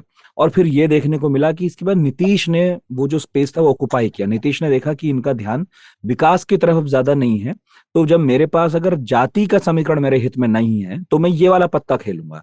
नीतीश ने वो कितना किया कितना नहीं वो एक अलग बहस है, आप मानते भी हैं, किया कुछ रह भी गया, लेकिन इसे उन्होंने अच्छे से कैश किया और भाजपा की तरफ भी गए, एक बढ़िया पार्टनर ढूंढ लिया। और कुल मिलाकर भाजपा और नीतीश ने ये मुकाबला बिहार में जो 3 तरफा था फिर 2 तरफा कर दिया। और उस 2 तरफे में फिर होना ही था कि कभी सत्ता लालू के पास जानी थी और कभी नीतीश के। हालांकि वो कभी लालू के पास बहुत लेट आई, फिर जब आई तो लालू उस लायक नहीं रहे कि सीधे दखल देते, फिर तो बेटे आ गए। तो एक ऐसी तस्वीर खिंचती है। मेरा इंटरेस्ट और मेरे साथ के बहुत सारे लोगों का ये है जानने में इंटरेस्ट कि नीतीश लालू कभी साथ में थे और सुशील मोदी भी। वो जरा बताइए कि कैसे साथ में थे और कैसे अलग हो गए। कैसे साथ में थे कैसे अलग हो गए। ये बात देखिए, इसकी शुरुआत अगर कहीं ना कहीं मान के चलिए तो 9 में से ही शुरुआत हो गई थी। 2009 के चुनाव में जब उनको आई थिंक 32 सीट आ जाता है एनडीए को, 20 और 12, और तब नीतीश कुमार को लगा कि मैं अपनी लीडरशिप में एक नेशनल इलेक्शन अच्छी तरह से जीत सकता हूं। उनके इस कॉन्फिडेंस को और भी सपोर्ट किया 2010 के चुनाव में, जब एनडीए ने 206 सीट जीता 243 में। ये रिसेंट पॉलिटिकल हिस्ट्री में मे बी श्री बाबू के टाइम में हुआ होगा इस तरह से लैंडस्लाइड, जबकि कांग्रेस एक मोनोलिथ स्ट्रक्चर थी, वो नहीं हुआ था। तो अब इनको लगा कि अब तो मैं नेता बन गया। इनके इर्द गिर्द जितने लोग थे तब उनको हवा देना शुरू किया कि सर आपकी जगह तो राष्ट्रीय राजनीति में। तो अब देखिए, इसके पहले तक तो नरेंद्र मोदी के वो फैन हुआ करते थे, I am fan of this man. ये प्रेम कुमार मनी के जो एमएलसी और साहित्यकार हैं, समाजवादी साहित्यकार हैं, उनके घर पर बैठ करके बोलते हैं, ये 4-5 की बात होगी कि I have become fan of this man, मैं फैन हूँ। वो दोनों सीएम थे, एक ही दोनों चीफ मिनिस्टर गुजरात के चीफ मिनिस्टर थे, यहाँ के चीफ मिनिस्टर थे बने। और ये तो बस ये बनने ही वाले थे सब, ये 4-5 की बात, उसमें बनने के पहले ही शायद ये लाइन बोले थे कि मैं फैन हूँ, फिर कुछ दिन के बाद बन ही जाते हैं, 5 के लास्ट में बनते हैं। तो मैं ये बोला, मैंने ये आर्गुमेंट दिया है कि जब तक 2 ओबीसी चीफ मिनिस्टर स्टेट में हैं, चीफ मिनिस्टर हैं, तब तक तो दोस्ती है। लेकिन जब आप नेशनल पॉलिटिक्स में जाते हैं तो आप चोटी पर तो संकीर्ण हो जाती है जगह ना। सही बात है, पिरामिड पर तो एक ही टिकेगा। पिरामिड पर तो एक ही टिकेगा ना। तो इनको एक लाइन लेना था, तो उन्होंने 12 में एक पहले पार्टी की मीटिंग में कहा कि भाई देश का प्रधानमंत्री होना क्लीन और सेकुलर इमेज वाला होना चाहिए। और जो इस बात को फिर उन्होंने इकोनॉमिक टाइम्स के इंटरव्यू में रिपीट किया। फिर दूसरे दिन जब लोगों ने इसके बारे में पूछा तब उन्होंने कहा golden words are not repeated. तो ये लकीर 12 में पूरी तरह से प्रोनाउंस्ड हो गई। और जब 13 तक आते आते ये तय हो गया, नरेंद्र मोदी जब तीसरी बार जीतकर गुजरात के चीफ मिनिस्टर बनते हैं और फाइनली जाकर के कैंपेन कमेटी का चेयरपर्सन उनको बनाया जाता है, तो ये बात क्लियर हो गया कि अगले प्रधानमंत्री के फेस के रूप में यही प्रोजेक्ट किए जाएंगे।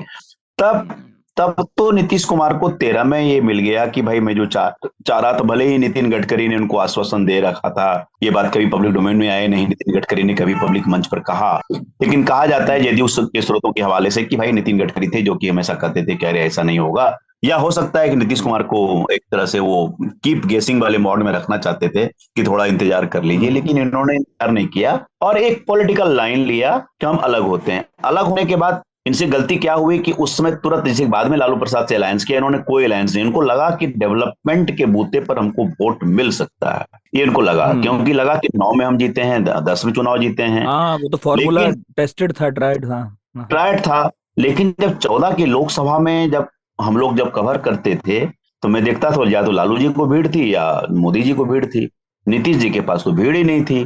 तो इनको बीच में ही ये पता चल गया कि ज्यादा कुछ होने वाला नहीं है, लेकिन हम लोगों को ये भी नहीं लग रहा था कि 20 सीट जीतने वाली पार्टी 2 सीट पर आके सिमट जाएगी। तो उनका विकास का भ्रम खत्म हो गया। जब मैंने 2015 के इंटरव्यू में नीतीश कुमार से मैंने इंटरव्यू किया तो मैंने पूछा था कि मैं सीधा स्ट्रेट सवाल पूछा कि आप लालू जी के पास क्यों गए, आपकी पूरी राजनीति उनके विरोध में थी। नीतीश कुमार इसलिए हैं कि there was a person called Lalu Prasad, उस सेंस में बोल रहा हूँ, तो पॉलिटिकली जब मुख्यमंत्री थे वो ऑफकोर्स हैं। तो नीतीश जी ने भी ना कहा कि देखिए मेरे पास क्या उपाय था, बताइए, मैं विकास की राजनीति करके 20 सीट से 2 सीट पर सिमट गया, उसके बाद मेरे पास क्या विकल्प बचता था। और मोदी जी ने जितने कार्ड्स खेले, चाहे ईबीसी कार्ड खेलो, चाय वाला कार्ड खेले, यूथ कार्ड खेले, सेलेक्टिव रिलीजियस पोलराइजेशन कार्ड कहिए, तो जो जो कार्ड खेला उन 4-5 कार्ड खेल गया, मेरा एक भी कार्ड नहीं चला, मैं तो डेवलपमेंट की राजनीति कर रहा था। तो उसके बाद हाँ, लेकिन ये विकास पुरुष की छवि अपनी दिखा रहे थे, लेकिन उधर नरेंद्र मोदी के पास भी तो गुजरात मॉडल था। कुछ नहीं, हाँ गुजरात मॉडल था, सब कुछ, वो अब निश्चित रूप से गुजरात मॉडल था, वो चीज वो उनका चला, उनका वो मॉडल चल गया, लेकिन इन्होंने बाढ़ में एनटीपीसी दिलवाने में मदद की होगी, ये नहीं चला ना। इन्होंने बिहार का एक तरह से कहिए कि एक इकोनॉमिक टर्न अराउंड किया, विकास की क्या, किस प्रकार से रेवेन्यू जनरेशन होता है, एक फिस्कल मैनेजमेंट कैसे होता है, इंफ्रास्ट्रक्चर कैसे डेवलप करते हैं, इसका रिजल्ट उनको मिला नहीं। तो इनका एक तरह से विकास की राजनीति से मोह भंग हुआ, उनको लगा विकास की राजनीति इन आइसोलेशन नहीं चल सकती है, इसके साथ कास्ट बहुत बड़ी सच्चाई है, सोशल कम्युनिकेशन बहुत बड़ी सच्चाई है। लालू जी जनाधार के नेता हैं, वो बहुत हारे हैं, तो भी 18.84% वोट लालू प्रसाद का वर्ष है। अदरवाइज वो 20-22-25% के नेता हमेशा से रहे हैं, 22-23% के।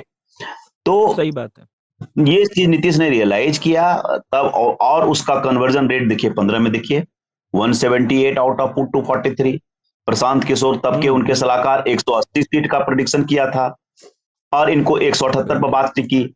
तो ये घोषित हो गया ना, ये प्रूव हो गया कि इन दोनों के सोशल कम्युनिकेशन और नीतीश कुमार का फेस, जो लालू के टीम में जो एक लड़का था वो बोला था, उसका एक पॉपुलर स्लोगन था, नीतीश कुमार का फेस लालू का बेस। और इसने खेल खराब किया, मैंने इसका बीजेपी के गेम को कैसे स्पॉइल किया, मैं हाँ, तो वो एक और राइमिंग थी, मैं भूल गया वो, लेकिन मैंने लबुल लुआब इसका यही था कि लालू प्रसाद का जनाधार, नीतीश कुमार का एक डेवलपमेंट फेस मिलकर के एक बढ़िया कॉम्बिनेशन बना। दूसरी तरफ बीजेपी की सबसे बड़ी गलती ये हुई, जिसकी चेतावनी बहुत पहले इनके कैलाशपति मिश्र, जो इनके फाउंडर नेता रहे हैं, उन्होंने दी थी कि भाई तुम जब दूसरे के लीडर को नेता लाओगे तो तुम्हारा अपना नेता कभी डेवलप नहीं हुआ। और वही एग्जैक्टली एकदम उनकी प्रोफेसी सही साबित हुई। उनके best leadership they had was Sushil Modi, and who had to play second fiddle to Nitish Kumar. और वो खुद कहते थे अगर पावर है तभी न कोई मंत्री है, कोई मुख्यमंत्री है, कोई उप मुख्यमंत्री है, और जो भी पॉलिटिक्स गाइड होती है केंद्र से गाइड होती है। लोग भले ही मुझको कहते हैं कि मैं रक्षात्मक राजनीति करता हूं, लेकिन ये मैं प्रैग्मेटिक पॉलिटिक्स करता हूं, उनका पक्ष ये था। लेकिन हम लोग ये सोचते हैं, आउटसाइडर जो हैं, हम लोग सोचते हैं कि he could have posted himself in a much better way than he did। Better उससे कर सकते थे, क्योंकि वो नीतीश कुमार के समकक्ष ही नहीं बल्कि टू एन एक्सटेंट सीनियर नेता हुआ करते थे। करीब तकरीबन 1-2 साल राजनीतिक रूप से सीनियर थे, भले ही उम्र में 1 साल छोटे हैं। तो वो उस चीज को कैपिटलाइज नहीं कर पाए, जिन कारणों से भी हुआ, जो भी हुआ, बीजेपी ने नेता नहीं दिया। और इसके कारण से नीतीश कुमार को हमेशा से एडवांटेज मिलता रहा, बहुत लंबे समय तक आफ्टर नीतीश हू चलता रहा। उसका थोड़ा बहुत जवाब मिला भी तो वो भी लालू के कैंप से मिला। 2020 के चुनाव में तेजस्वी ने अपने आप को नेता दिखाया कि I could be the future leader. अभी भी बीजेपी में उहापोह की स्थिति है, कौन नेता बनेगा नहीं बनेगा। अब सम्राट चौधरी पर उन्होंने रखा है, अभी तक इनका सबसे बड़ा अच्छा पॉलिटिकल डिसीजन माना जाता है, क्योंकि एक ऐसे लीडर को लाना जो नीतीश कुमार की कंस्टिट्यूंसी में ये कर सकता है, छेद कर सकता है, और दूसरी तरफ से ईबीसी की लामबंदी करने की भी कोशिश भी करेगी। तो खैर आपके प्रश्न का अगला खंड होगा कास्ट सेंसस पर, सर्वे पर, वो मैं अलग से लूंगा। इस पर कोई अगर सप्लीमेंट्री हो, पूरक हो तो आप पूछ सकते। हाँ, मैं ये कह रहा था कि कहाँ तो कांग्रेस, बीजेपी, नीतीश, लालू सब रण कर रहे थे बिहार में, लड़ रहे थे लड़ाई, और कहाँ ये देखा गया कि जो दो बड़ी राष्ट्रीय पार्टी थी उन्हें दो स्थानीय क्षत्रपों ने दबा कर रख दिया। नीतीश ने बीजेपी के साथ मिलकर बीजेपी को रोके रखा, और कांग्रेस लालू के सामने नतमस्तक लगातार नजर आई। तो दोनों स्थानीय क्षत्रप चाहे आपस में एक दूसरे से बने ना बने, चलती रहे कुछ भी, लेकिन दोनों ने बड़ी पार्टियों को उभरने नहीं दिया। ये दोनों की कामयाबी तो है। अच्छा, लालू की पोस्चरिंग पर बहुत सवाल हैं, आपकी किताब में भी है, आप कहते भी हैं कि अचानक से पानी का टैंकर लेकर बस्तियों में पहुंच जाना, वहां पानी के टैंकर फुहार मार रहे हैं, बच्चे नहा रहे हैं, वो बड़ी पोस्चरिंग थी। या कोई औरत बहुत है तो फोन लगा के पति को बुला लिया, ये सब पोस्चरिंग बहुत है। नीतीश की पोस्चरिंग कम दिखती है, लेकिन एक वाकया आपने लिखा है ऐसा, मैं चाहूंगा उसे आप थोड़ा विस्तार में बताएं, क्योंकि नीतीश कम ही ऐसे अवस्था में दिखते हैं जब वो अपने एक अफसर की मौत पर खूब रोए। आप जिक्र कर रहे हैं मदन मोहन झा। मदन मोहन झा इनके प्रधान सचिव थे अब बिहार सरकार में शिक्षा विभाग के, और बहुत सारे जो उसमें एजुकेशन के रिफॉर्म्स हो रहे थे उसमें वो बहुत इंस्ट्रूमेंटल थे, और इनके नीतीश जी के मित्र भी थे। तो वो उस समय एक तरह से बिहार का फॉर्मेटिव ईयर्स चल रहा था, जिसपे लग रहा था कि ये आदमी एजुकेशन के फील्ड में बहुत कंट्रीब्यूट कर सकता है। और नीतीश कुमार की लोग जितनी शिकायतें कहें, लेकिन वो अच्छी टीम बनाने में वो हमेशा विश्वास रखते थे। वो केंद्र से भी बहुत लीडर्स को, जो बिहार काडर के बहुत नेता जो बहुत बाहर चले गए थे, उसमें अभी के मंत्री आर.के. सिंह भी शामिल हैं, प्रत्यय अमृत जो अभी बहुत इंपॉर्टेंट रोल प्ले कर रहे हैं, वो यहाँ आए और वो एक अच्छी टीम बनाई, जिसमें कि अफजल अमानुल्ला, आमिर सुहानी, बाद में फिर अमरजीत सिन्हा भी ऐड हुए, राजेश भूषण। तो एक अच्छी टीम बना करके उन्होंने ये प्रूव किया कि ब्यूरोक्रेसी से कैसे आप डिलीवर कैसे करवा सकते हैं। तो उसी क्रम में मदन मोहन झा उनके ब्यूरोक्रेट कम थे, मित्र ज्यादा थे, और लगा कि स्टेट को एक लॉस, एक आदमी को कोई बहुत ज्यादा उनका मेडिकल हिस्ट्री नहीं था, निमोनिया होता है, और उसमें जाते हैं किस प्रकार वो सारा प्रोटोकॉल को रिलैक्स करके एक सीमेंट के चबूतरे पे बैठ जाते हैं, पक पक पक आम आदमी की तरह वो रोते हैं। तो उस तरह से पब्लिकली उनको रोता हुआ लोगों ने नहीं देखा होगा। शायद उनकी पत्नी की जब मृत्यु हुई थी उस समय यस, लेकिन एक ब्यूरोक्रेट की मृत्यु पर इस प्रकार से एक चीफ मिनिस्टर का रोना बहुत सारी स्टोरी कहता है। और उस समय का एक ये था कि मुचकुंद दुबे के ये अंदर में मुचकुंद दुबे कमेटी बनी थी, वो कॉमन स्कूल सिस्टम पर वो भी तैयार हो गया था। अलग बात है उसको इम्प्लीमेंट नहीं कर पाए, हो सकता है कि प्राइवेट एजुकेशन लॉबी के दबाव में नहीं कर पाए होंगे। वो रिपोर्ट तैयार था और बहुत नीतीश कुमार एक्साइटेड थे कि कॉमन स्कूल सिस्टम हम बिहार पहला राज्य होगा जिसको हम लोग लागू करेंगे। उसके ब्रेन चाइल्ड भी कहीं ना कहीं मदन मोहन झा थे। तो इसके कारण से मदन मोहन झा की मृत्यु के बाद हिल गए थे, और इन्होंने अच्छे ब्यूरोक्रेट, अच्छे काम करने वालों का अप्रिशिएट किया, इसमें कोई डाउट नहीं है। Got a good sets of bureaucrat. सबकी अपनी टीम होती है, उसमें कमियां भी होती है, और बहुत लोगों को ये भी होता है कि हमको मौका नहीं मिल रहा है।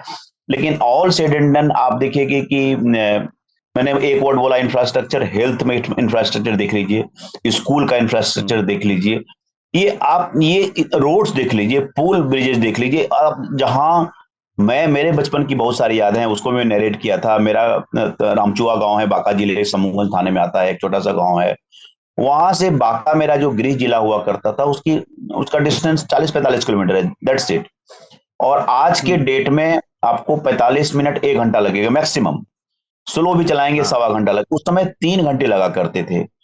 तो वो टाटा मैक्सी चला करती थी, वो 90s के दौर में, मतलब लेट 80s और 90s के दौर के टाइम में बता रहा हूँ कि वो चला करती थी। और हम लोगों को इस सपना की तरह आता था कि ये कभी रोड बन जाए, कभी ऐसा रोड होगा कि हम 1 घंटे में आ सकते हैं। तो ये बिलीफ जो है ना, ये लोगों को दिया।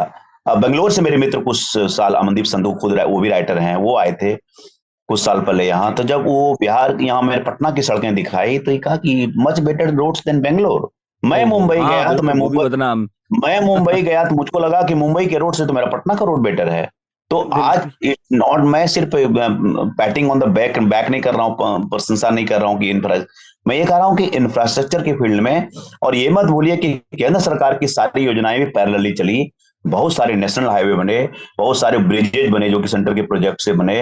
वो एक साथ सबको, नीतीश कुमार के उसमें क्या हुआ कि लोगों के परसेप्शन होता है कि बिहार है, स्टेट है, कौन स्टेट गवर्नमेंट का है, कौन सेंट्रल गवर्नमेंट का है। तो मुझे लगता है कुछ क्रेडिट नीतीश कुमार को ज्यादा मिल गया, लेकिन फिर भी उन्होंने रोड्स के फील्ड में बहुत टेरिफिक काम किया, आउटस्टैंडिंग काम किया। आप बिहार के किसी भी रोड पर, आप कोई भी गांव चले जाइए, आप कुछ जगहों कुछ जरूर अपवाद होंगे, आपको मोर और लेस ठीक लगेगा, ट्रेवल टाइम आपको लगेगा ठीक ठाक है, बहुत ज्यादा नहीं लगा। अदरवाइज पहले के जमाने में, लालू प्रसाद जी के जमाने में क्या होता था कि जो आज की घटना है वो तो आज पहुंच नहीं पाएंगे, आप कल पहुंचेंगे, उसकी रिपोर्टिंग परसों होगी कि एक दिन और बाद होगी, ये लोगों को पता नहीं होता था। आज है कि आज के डेट में 200-250 किलोमीटर वाले डिस्टेंस वाले जगह में आप एक दिन जाकर के रिपोर्टिंग करके आराम से शाम तक वापस, रात तक वापस आ सकते। बदला तो है जी। ही। एक शराबबंदी का फैसला नीतीश कुमार ने लिया और उसमें आप ये कहते हैं कि ज्यादातर ठेके यादवों के पास आ चुके थे, सवर्ण जातियों से तब तक। उसके बाद ऐसा फैसला नीतीश कुमार ने ले लिया। ऐसे हम देखें तो बड़ा कठिन फैसला है, बड़ा बहादुर फैसला है, क्योंकि रेवेन्यू का लॉस है भारी। अभी तो दिल्ली सरकार जूझ ही रही है ये ऐसी ही सब बातों से, और बिहार जैसे प्रांत में ऐसा फैसला करना नीतीश के लिए फायदेमंद रहा। क्या आगे भी जारी रखना चाहेंगे वो, या कुछ वक्त बाद उन्हें लगा कि ले तो लिया, फायदा भी हुआ, लेकिन अब मामला खराब होता लग रहा है, बात बनी नहीं। उस फैसले को लेकर पूरा देश हमेशा चर्चा करता है। देखिए अब क्या है ना, जिस संदर्भ में नीति में कई बार बोल चुका हूं इस चीज को, जिस संदर्भ में नीतीश कुमार ने किया था इसकी शराबबंदी, उस समय उनको राष्ट्रीय एक मुद्दा चाहिए था। वो एनडीए से अलग होकर के उनको लग रहा था कि सुशासन जो है ये डेवलपमेंट वाला, ये पिट चुका है, कुछ नया, नए स्लोगन के साथ, नए फ्रेज के साथ जाएं। तो उसमें ये शराबबंदी लिया उन्होंने, थोड़ा सा गांधीयन थॉट से उसको जोड़ करके ये लिया, लेकिन बाद में इसके कोई टेकर नहीं हुए, फिर घूम करके वो एनडीए में आते हैं। अब क्या हुआ कि कोई राजनीतिक डिसीजन आप ले लेते हैं तो इसका रोल बैक करना आपको बहुत मुश्किल होता है, लेकिन रोल बैक तो उन्होंने किया। 3 सेट्स ऑफ अमेंडमेंट किया, ये बहुत सारे स्ट्रिंजेंट प्रोविजन को रिलैक्स कर दिया, और जो कि अब पहला ड्रिंकिंग अब आज के डेट में ऑफेंस नहीं है, आप फाइन दे करके छूट सकते हैं। जेल में हर एक तीसरा चौथा आदमी जो शराब की वाले में जो है, लिकर लॉ में बंद है, हुआ करता था, तो जेल ओवर क्राउडेड होना शुरू हुआ। तो एक तरह से देखिए, मैंने ही 4 पार्ट में स्टोरी की थी जिसमें कि ये दिखाया था कि जो 90% से ऊपर बंद हैं वो ईबीसी ओबीसी हैं, दलित हैं। तो एक तरह से उनकी पॉलिटिकल कंस्टिट्यूएंसी भी हर्ट हो रही थी। तो मैं एक ही सवाल उनसे पूछता हूं कि सर, गांधी जी तो पहले भी थे, जब 2016 में तो गांधी जी नहीं आए, जब आप मुख्यमंत्री बने थे तभी गांधी जी थे, गांधीयन थॉट था, direct state of directive principles था जिसकी आप दुहाई देते हैं। तो मैं यही बोलता हूं कि ये क्लासिक केस है कि पॉलिटिकल डिसीजन कैसे लोग, राजनेता अपने हिसाब से लेते हैं, कि डिफरेंट काल में एक ही चीफ मिनिस्टर रेवेन्यू जनरेशन के लिए शराबबंदी की लिबरल लिकर पॉलिसी लाता है, वही चीफ मिनिस्टर दूसरे कालखंड में अपने डिफरेंट पॉलिटिकल रीजन के कारण उसको प्रोविजन लाता है। तो ये तो, इस प्रश्न का जवाब तो शायद नीतीश जी के पास भी नहीं होगा कि ये एक ही चीफ मिनिस्टर कैसे कर सकता है। तो ये मुझे लगा कि पहला वाला डिसीजन पॉलिटिकल नहीं था, पहला वाला डिसीजन पीपुल फ्रेंडली था। ये मैं नहीं मानता हूं कंप्लीटली पीपुल फ्रेंडली है। ये एक वुमेन कंस्टिट्यूएंसी जो है उनसे बहुत जरूर निश्चित, जहां डोमेस्टिक वायलेंस सफर करती थी और एक पब्लिक न्यूसेंस होता था। मैं उसका एक ही धवल पक्ष में लेकर का ये बोलूंगा कि people are not drinking in public places. Nuisance create लोग नहीं कर रहे हैं, पब्लिक प्लेसेस पे ड्रिंक नहीं कर रहे हैं, लेकिन शराबबंदी में शराब मिल रही है। किसी, हमको यही है कि एक ऐसा कुछ रूल मत लाइए जो कि बैन कभी भी इम्प्लीमेंटेबल नहीं होता है, बैन को आप इन्फोर्स नहीं कर सकते हैं, आप चीजों को रेगुलेट कर सकते हैं। जिसमें कि वो उनको शिकायत होती है, पत्रकारों से भी उनको ये होता है कि भाई कुछ लोग हैं जो इसके पक्ष में हैं। पक्ष विपक्ष की बात नहीं है, मैं खुद कहता हूं पक्ष विपक्ष की बात नहीं कर रहे हैं, मैं ये कह रहा हूं कि ये कंप्लीटली आप इन्फोर्सेबल है ही नहीं। आपके पास 1,30,000 की पुलिस फोर्स है और 13 करोड़ का पॉपुलेशन है, पर व्यक्ति कितना पॉपुलेशन पे पड़ा पुलिस, आप कैसे इंप्लीमेंट कर लेंगे? घर के अंदर लोग पी रहे हैं, नेपाल से आपके 8 डिस्ट्रिक्ट्स एडजॉइन करते हैं, हम झारखंड से एडजॉइन कर रहे हैं, यूपी से कर रहे हैं, बंगाल से कर रहे हैं, बिल्कुल आप कैसे बॉर्डर से आप लाना बंद कर दें? किस विधि से करेंगे? कितने लोगों को जेल में डालेंगे?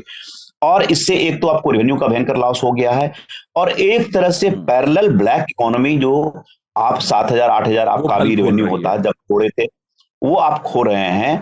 और बहुत सारे छोटे छोटे बच्चे, महिलाएं किस प्रकार की इसके नेट में पड़ रही है। किसी एक छोटे से बच्चे को बॉर्डर एरिया में कहा जाता है कि एक बॉटल ले आओ भाई, 400 का है, 1200 में बिकेगा, 400 तुम्हारा, 400 जो मंगाएगा उसका। तो इस प्रकार जुवेनाइल डिलिंक्वेंसी भी बढ़ रही है। तो इसके बहुत सारे नेगेटिव पक्ष भी हैं।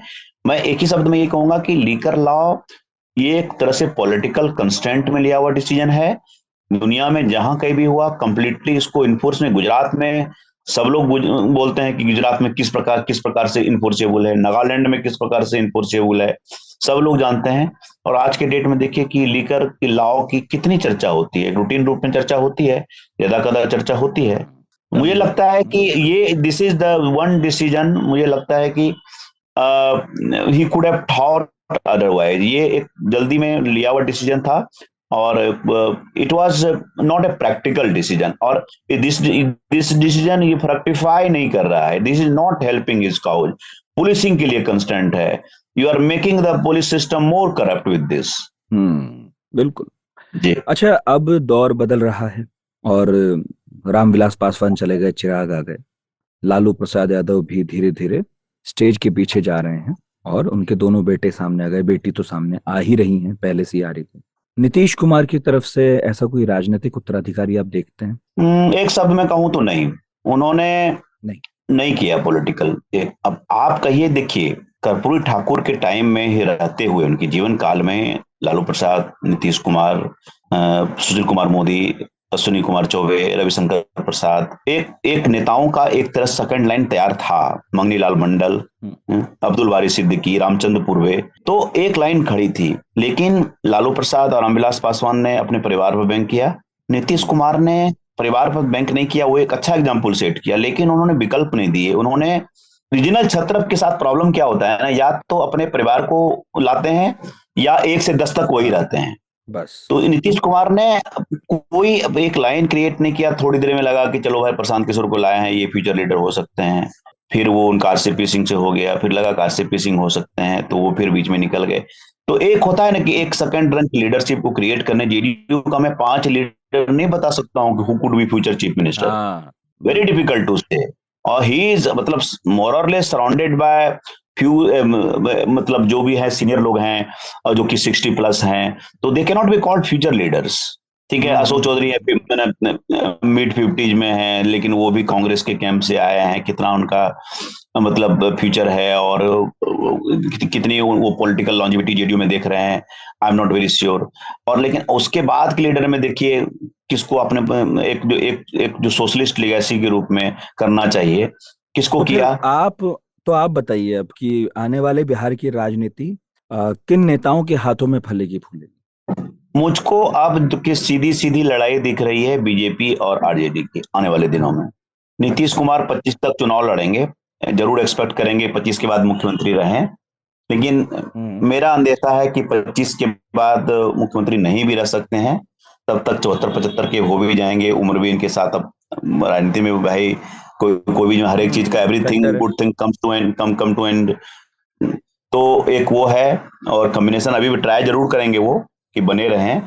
लेकिन मेरा जो एक गट सेंस है, मैं गलत भी हो सकता हूं, मैं 25 के बाद इनको मुख्यमंत्री के रूप में मुझे नहीं लगता है कि, मुझको लगता है कि बीजेपी और आरजेडी की स्ट्रेट फाइट है, उसमें बहुत पॉलिटिकल वेंडिटा भी कार्ड चलेगा। और अभी जो मुझे लग रहा है कि बीजेपी वर्सेस तेजस्वी है आने वाले दिनों में। अच्छा, 25 के बाद का जो बैटल आप देखेंगे, 25 का तो नीतीश कुमार के नेतृत्व में लड़ेंगे ये लोग निश्चित रूप से।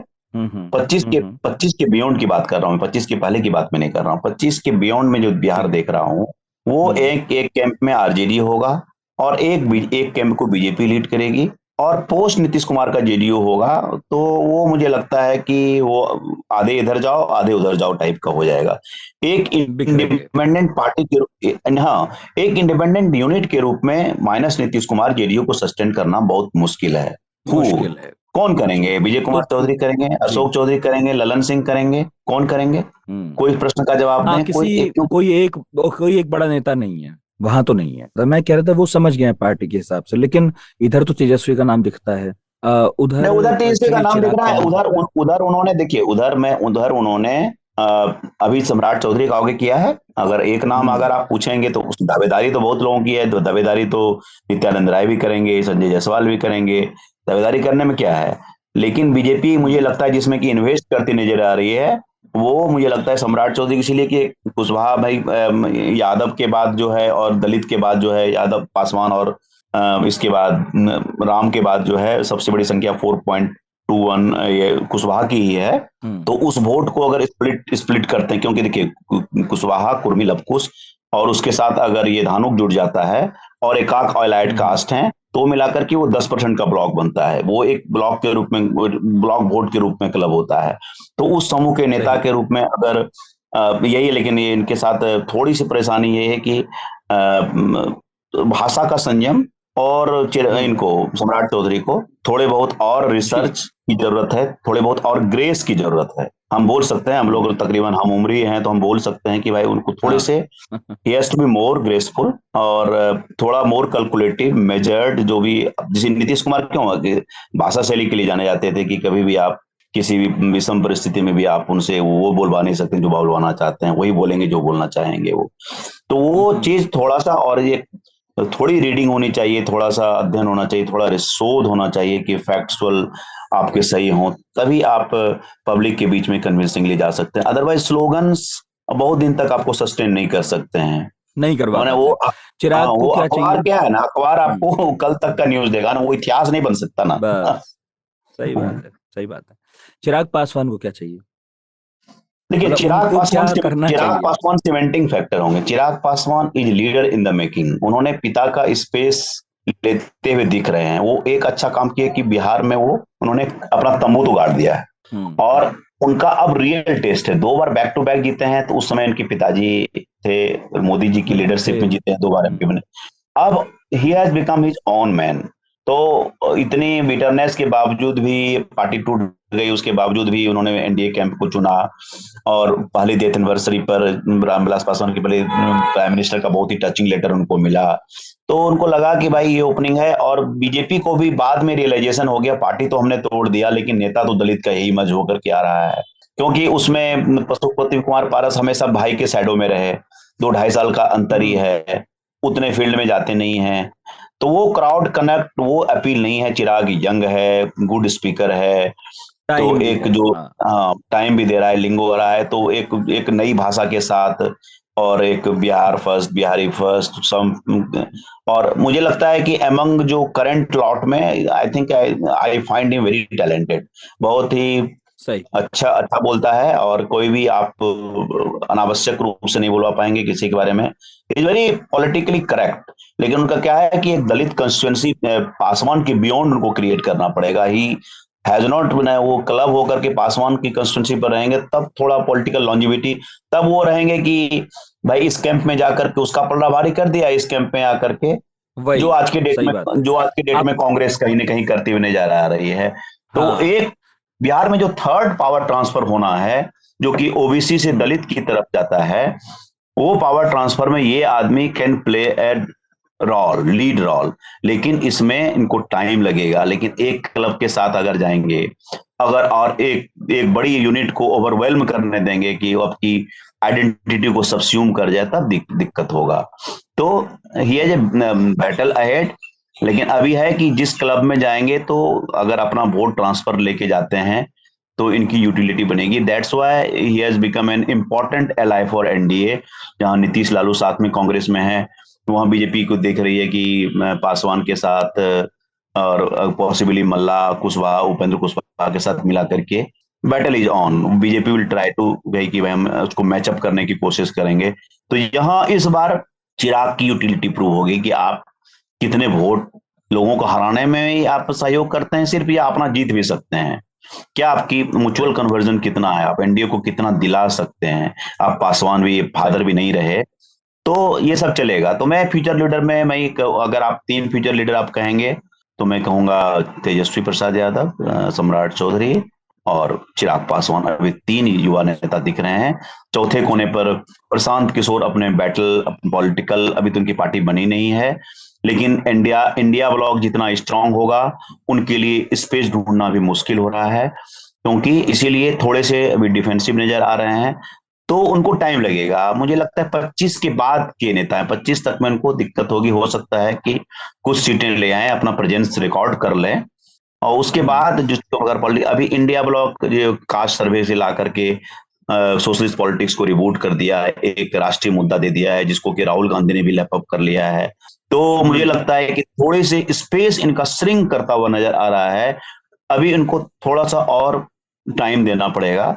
जैसे अब दिया था ना भाई, अब अरविंद केजरीवाल को भी लोग डिसमिस कर रहे थे, लेकिन अचानक से इमर्ज किए। तो हो सकता है कि एक वैकल्पिक राजनीति देने की क्षमता तो रखते हैं, आइडिया में कोई कमी नहीं है। He has great ideas. अब यही है कि भाई आइडियाज तो आइडिएट करने से, इंटेलेक्चुअल्स के बीच में बात करने से, जर्नलिस्ट के बीच बात करने से तो जाएगा नहीं। वोट तो कॉमन पब्लिक को देना है। तो it's good that he is talking in Bhojpuri, local dialect में बात कर रहे हैं, लोगों से अच्छे संवाद कर रहे हैं। लेकिन अभी लगता है कि 24-25 तक थोड़ा इनको वेट करना पड़ेगा। अभी तो पार्टी भी नहीं बनी है, टू अर्ली टू से। 25 के बाद का मैं देखता हूं कि बिहार की पॉलिटिक्स में if he sustains then he can play a role. जी, और इस सब में इतनी बात हो गई तो संक्षेप में कांग्रेस की भी पूछ लें। और वैसे भी अभी तो कास्ट सेंसस वाला मामला चल रहा है, उसके लिए कहीं है सांस लेने की जगह? देखिए क्या है ना कि कांग्रेस का प्रयास होता है कि 2 मजबूत ईंट के बीच में मैं कितना अच्छा सीमेंट बनता हूं। तो वो जेडीयू और राजद, वो 2 मजबूत ईंटें हैं जिसके बीच में ये गारा बनने की कोशिश कर रहा है। तो ये देखना पड़ेगा कांग्रेस को कि मिट्टी का गारा है कि सीमेंट का गारा है। सीमेंट का। तो वो कांग्रेस क्या है ना कि आप देखिए कि कांग्रेस ने बिहार में इन्वेस्ट ही नहीं किया। जब से 90 से हारने के बाद इन्होंने सिंबोलिज्म, टोकनिज्म, तो मुस्लिम, तो कभी दलित, कभी ओबीसी, उनको लगता है कि सर्टन एक्स को बिठा दो तो ये हो जाएगा, उसको कर दो तो वो हो जाएगा। सदाकत आश्रम में इनके नेता सब बैठ करके, एक ही ग्रुप ऑफ लीडर सब बैठ करके अलग अलग पोज में पोस्ट करके डिफरेंट, और जितने भी किसी की बड़े लोगों की पुण्यतिथि आएगी, जन्म तिथि आएगी, वहां इकट्ठा होंगे, उसका फोटो डालेंगे। इस प्रकार से पार्टी जीवित नहीं रह सकती। तो कांग्रेस ने चुनाव के टाइम में इनके नेता आपको नजर आएंगे, आपको कन्हैया कुमार से हम लोग को संभावनाएं जगी थी कि अच्छा बैटल होगा, लेकिन जिस कैंप में तेजस्वी हैं वहां कन्हैया नहीं आ सकता है, क्योंकि सेलेक्टिवली वो नहीं चाहेगा कि कोई विवाद, चाहेगा कि एक मंच पर एक ऐसे ओजस्वी नेता को दे दें कि तुम्हारा नेता मलिन पड़ जाए। तो एक टैक्टिकल, एक तरह से कहिए कांग्रेस का दूरी बनाए रखेंगे, वो रोल बैक है। तो वो कोशिश करेंगे कि दिल्ली रूट से कहीं एमपी बन जाएं। तो अदरवाइज संभावनाएं तो उनमें भी मुझे बहुत दिखती थी। जिस यात्रा की थी तो जिस प्रकार की स्पीच और कनेक्ट कन्हैया कुमार में देखा, the kind of crowd puller rebel Roger he is, तो वो तो जबरदस्त है। लेकिन वही है ना कि कांग्रेस उनको प्रोजेक्ट करे, और कांग्रेस के जो बैटरन्स है ना, वो लेग पुलिंग में लगे रहते हैं एक दूसरे को। एक नेता बना नहीं कि 5 शिकायत करने वाले मिल जाएंगे, आपको स्टोरी देने वाले मिल जाएंगे कि देखिए ये वैसा कर रहा है, वो ऐसा कर रहा है। तो कांग्रेस फिर वो 90 के जब ब्लो हुआ ना, उसके बाद तो हमको लगता है उबर नहीं पाई है कांग्रेस। उसका जो शौक है ना, हाँ, तो वो मुझे लगता है कि कांग्रेस को रिवाइवल में इनको फुल टाइम कुछ न कुछ करना पड़ेगा। अदरवाइज मतलब मैंने एक लाइन लिखा है ना कि मतलब decimated opposition becomes an ally. तो हार जाते हैं, हारा प्रतिद्वंदी आपका हो जाता है, एलाय बन जाता है, आपका सहयोगी बन जाता है। तो आप सहयोगी की भूमिका में रहिए, आप कीजिए अपर कास्ट पॉलिटिक्स। आप तो आपके नेता भी ओबीसी पॉलिटिक्स करने लगे, तो ओबीसी अपर कास्ट के बीच में फंसे रहिए। तो यही कैंडिडेट खड़ा कीजिए, उसी के आधार पर उम्मीद कीजिए। मतलब ये सोचता है ना कि हम अच्छा खेलते थे, किसी आप बहुत अच्छे फॉर्म में थे, तो Congress is still playing through it's memory. अभी तो अब ऐसे हुआ करते। अच्छा जी, अभी जो मैं आपसे शुरू में बात कर रहा था और ये पॉडकास्ट का अंत है, तो मैं चाहता हूँ वहां से सिरा जुड़े। हम जब होश संभाल रहे थे तो बिहार की जो छवि थी, बिहार का जो परिचय था, उसमें ये भी था बिहार की राजनीति का कि अपराध बहुत हावी है। बाहुबली बहुत हावी है। अभी क्या हालचाल है वहां पर? देखिए, बाहुबली कल्चर तो तकरीबन खत्म हो गया है, बाहुबली कल्चर नहीं है। और जो क्राइम में होता था ना, तो वो kidnapping for ransom, road robberies, ये डिफाइन करता था क्राइम को, जो आप शुरुआत में आपने बताया ना कि अपहरण शुरुआत प्रकाश ने उस पर उद्योग। इंस्पायर होकर अपहरण फिल्म बना डाली। ये जी, चीजें हुआ जी। करती थी, लेकिन वो चीजें खत्म हो गई है अब। ऑफ कोर्स ऐसा नहीं है कि क्राइम नहीं हो रहा है, क्राइम हो रहा है। वो जैसे कि आपसी विद्वेष के कारण है, लैंड रिलेटेड बहुत सारे डिस्प्यूट हैं, बिजनेस रिलेटेड हैं, बिजनेस राइवलरी के कारण है, और कुछ कुछ स्पोरेडिक क्राइम हो रही है। लेकिन मोर और लेस जो बिहार का वो इमेज था 90s वाला, और आप मैसेकर वाला काल मत भूलिए, जो जातीय संघर्ष वाला जो काल लंबा दौर चला, जो एक नरसंहार का, वो दौर खत्म हो गया है। अब आप बिहार में आप देख सकते हैं, किसी भी टाउन में आप नाइट लाइफ देख सकते हैं कि आप देर रात तक घूम सकते हैं, टाउन का ग्रोथ देख सकते हैं, नॉट जस्ट कि पटना।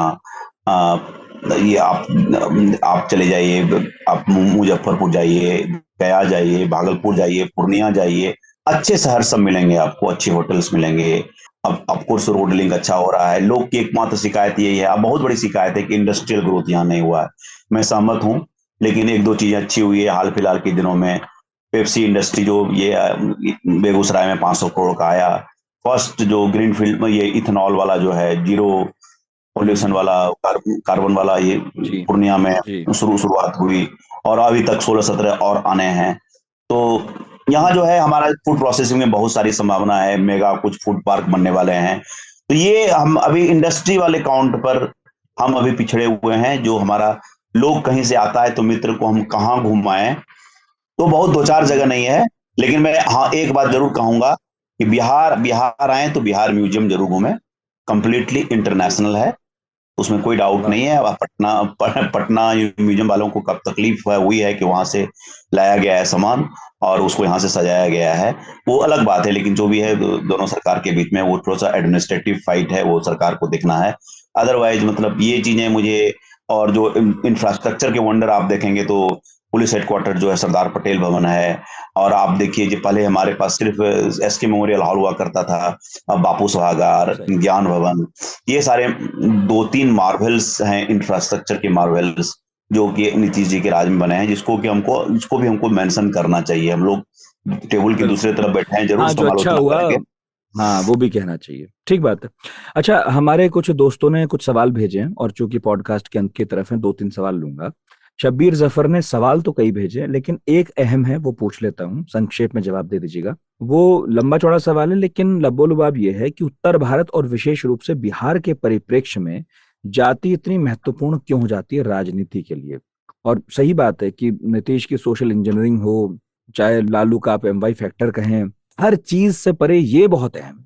ये उत्तर बिहार का फेनोमेनन नहीं है, ये पूरे बिहार का ही फेनोमेनन नहीं है, नहीं, सब उत्तर जगह भारत है कहा है ये। उन्होंने, उत्तर भारत, उत्तर मतलब भारत, उत्तर भारत का, विशेष रूप से हाँ बिहार। मतलब जी, मैं जी। उत्तर भारत का भी फेनोमेनन है, और उत्तर बिहार का भी। और मतलब अगर राष्ट्रीय परिप्रेक्ष्य में बिहार का लेंगे भी तो है। जाति, बिहार का भी जाति फैक्टर कहाँ नहीं है, कहाँ साउथ में नहीं है। बिल्कुल। आप मतलब मैं उनको उनको कहूंगा कि एक बहुत ही अच्छी किताब है, कास्ट को समझना है, रिसर्च में बहुत ही एक रेफरेंस बुक मानी जाती है, एडिटेड है फ्रेंसिन आर फ्रेंकल और एमएस राव का, जो कास्ट डोमिनेंस पर है। बहुत लंबा टाइटल है, मुझे अचानक याद नहीं आ रहा है। कास्ट डोमिनेंस इन इंडिया इस हम्म, प्रकार से है, state power and caste hmm. Dominance in India, Francine R Frankel और एमएस राव की किताब है। और एक और अच्छी किताब है क्रिस्टोफर जेफ्रोले का, द साइलेंट रिवॉल्यूशन। ये दोनों किताबों हाँ। से आपको पता, इन दोनों किताबों से इनको पता चलेगा। और बिहार के कास्ट को समझना है तो जेफरी विट्सो की किताब है डेमोक्रेसी अगेंस्ट डेवलपमेंट। तो हम्म। ये मुझे 3 किताबों ने मुझे कास्ट के बारे में आंखें खोल दी कि सिर्फ it's not a just a Bihar phenomenon और नॉर्थ इंडिया फेनोमेनन, सब जगह है। हमारे यहाँ प्रोनाउंस ज्यादा है, हम कास्ट ज्यादा करते हैं इलेक्शन के टाइम में।